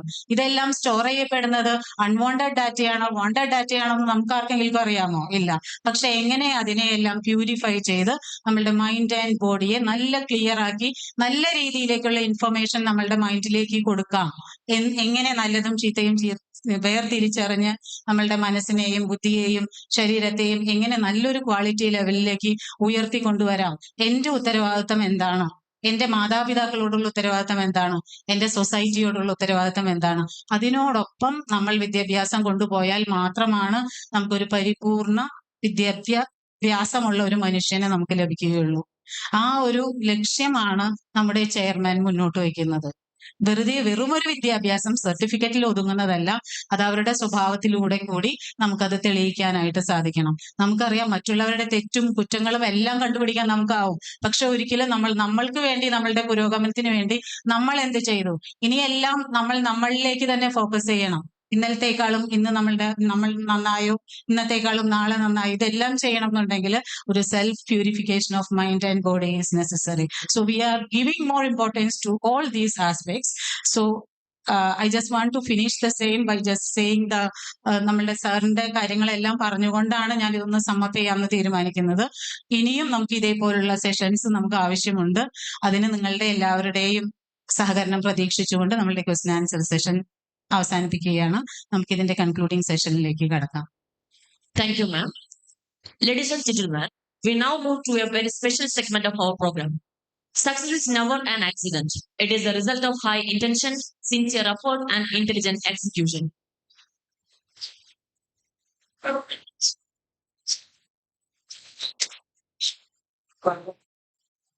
I now invite our star of the day to the stage one by one. Welcome home to our resident achiever. Securing a 95% is a testament to your resilience and brilliance. We aren't just proud to be the number on your mark sheet, but of the dedication and character you have shown to earn them. Your journey has only just begun, and you can't wait to see which heights you scale next. Welcome dear Abdul Rehan for securing 95% mark on 10th grade CBSE examination.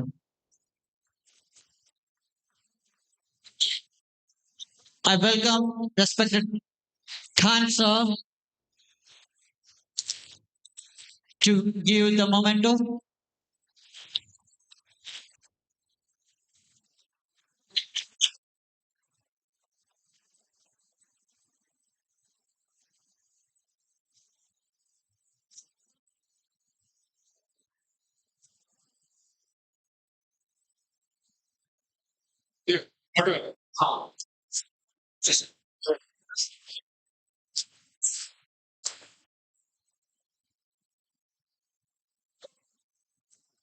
He secured 95% mark in 10th grade CBSE examination in last year.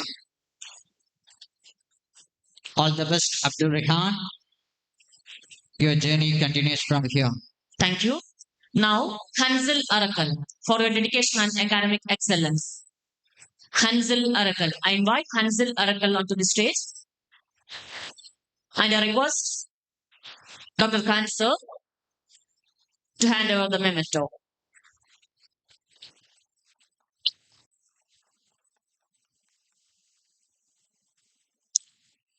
Thank you. Next, Shimlal Ahmad for bringing Laurel to the institution with your hard work. Welcome, Shimlal.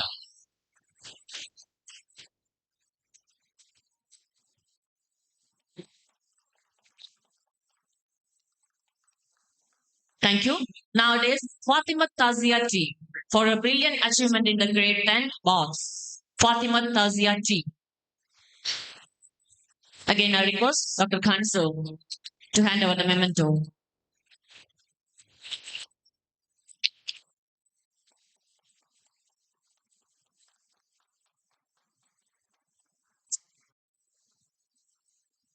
Thank you, Banajol. Thank you, sir.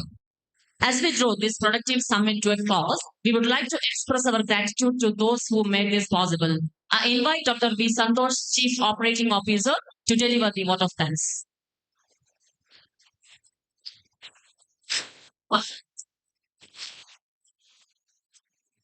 Respected dignitaries, Dr. Khadar Saab, Shahid Saab, Nisar Saab, Khan Saab, Dr. Lashmi Madam, and other dignitaries on the dais, and esteemed principals and teachers presented here, and other invited guests, and dear my colleagues. It is indeed a great pleasure to stand in front of you. I am very proud to deliver the vote of thanks here. Before I addressing the vote of thanks, I would like to say some words about new education policy. Actually, our today's theme was new education policy and economic development. So here we have three speeches we listened, and they have presented in three different dimensions. First of all, our Qadar Saab mentioned about the transformation of education into economic development. He mentioned about the value of education, the importance of entrepreneurship, the importance of skill provision, and other, that interaction, the partnership between the institutions, that type of things he mentioned. And also he mentioned about some quotes from the Gita and the Srinarayana Guru for the value of importance of education. And he also mentioned that our GDP should be spent 9%. Actually, GDP at current rate, Kerala GDP is around some 12 lakh crores here. And in national level, it is around 180 lakhs, more than 180 lakh crores. And if you look at the statistics, the educational spendings is less than 2%, something like that. So actually, the new education policy should be implemented in very, very successful way. We should have to spend more money invest more money for our education sector. And next, Khan sir mentioned something differently. He mentioned about the changed scenario, the technological changes happened, the latest era. What is the importance of YouTube and social media related things to how to promote education, and it will be helpful the poor students throughout the country. He mentioned like that. He also stressed about the importance of women education in India or in Kerala. And the next speech was Dr. Sajid Ali. He mentioned about the importance of CC, and he narrated some stories, something related to the importance of the economic, how the transformation of education into economic power in the country. So I would like to say that 2-3 minutes. I will spend 2-3 minutes. Actually, new education policy, the theme is to transform our education into employability. So that is the theme for that. How to achieve this? We have to make 3 things: entrepreneurship, skill provision, and that partnership. That is very much important. So here, that also the GDP contribution also very important for the success of the new education policy. And another thing is that I just mentioned some 3 schemes which are being implemented in Kerala. Something related to this entrepreneurship and new education policy and all. First one is that YIP, Young Innovators Program. So Young Innovators Program, I think all the teachers and principals surrounded here knows that it is implemented. All the schools, all the medical college, engineering college, ITIs, polytechnics, everywhere we have implemented. So this main focus is to tap the ideas from the students. Actually, Kadar sir rightly mentioned that including our chairman, only very few entrepreneurships are there. If he mentioned some important personalities, like if you take 1 lakh or 1,000 people, you can hardly find 2-3 ideas are providing innovation to the ideas providing as very few. Like this YIP, Young Innovators Program, tap the talents from the students from all the education sector, and we are conducting competition in the district level and state level, and finally we have hardly only 2 lakhs ideas generated, but only 2% are converted for the innovation purpose and making new products and new process. So that is very important, that one scheme like that. The second scheme I would like to say about the one local government, one idea. That is, we all know that our local self-government system is very strong compared to any other states in the country, and that is very important, sir. That is new education policy. We need to promote that the interlinkage between local government, industry, and academia. That is very much important. That we are saying that it is the quadriplex model and triple helix model. If you add the community also, just like Kudumbashree, we can say that it is the quadriplex model. We need to tie up with the industry connection with the academia. That is very much important. So we have to identify the skill gap between the areas and promote them very good training. So if you compare with the Kunya group of institution, our chairman vision is very rightly connected with the new education policy. Why? Because I am saying that we are conducting some value-added courses here.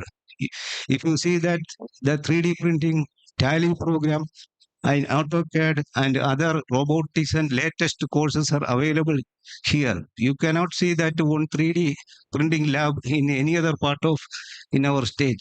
So if you, that time means we are, our chairman vision is that make the students more, knowledgeable and understand the jobs. That is providing effective skill program to all the students. That is the vision of Kunya group of institutions.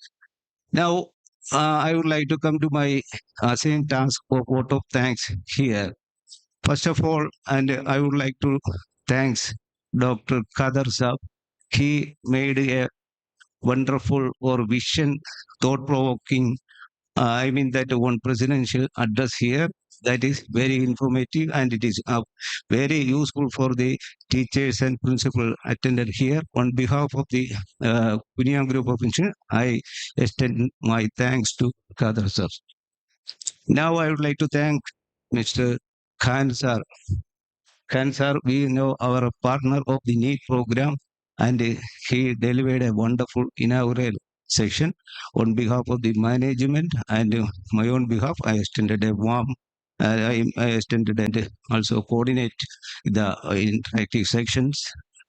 And also I thank all the dignitaries here. Now I would like thanks to the principal, the esteemed principal who arrived here with our invitation.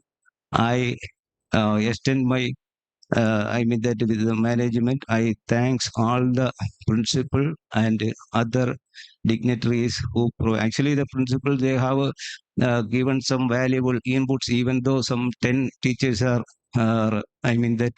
reacted, and that was very valuable points. We have noted all the points, and on behalf of the management, I extended my thanks to all the teachers who attended here. Now, I have to thank our director and other dignitaries came here. I extended my thanks to all the dignitaries, and also thanks for the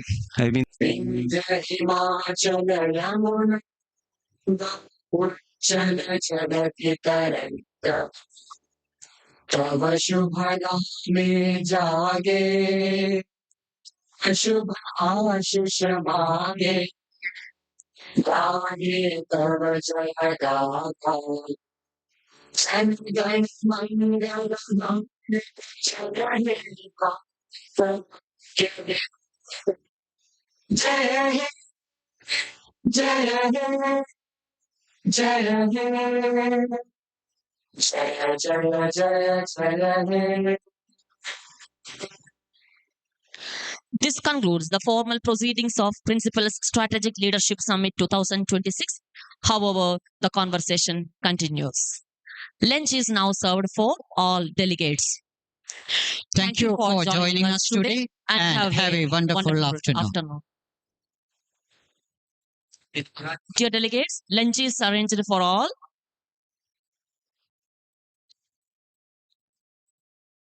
While we celebrate this academic milestone, we also wanted to acknowledge the spirit of every participant who has made the event vibrant and successful. To ensure everyone carries home a token of our appreciation, we have arranged a special memento distribution at the photo shoot podium.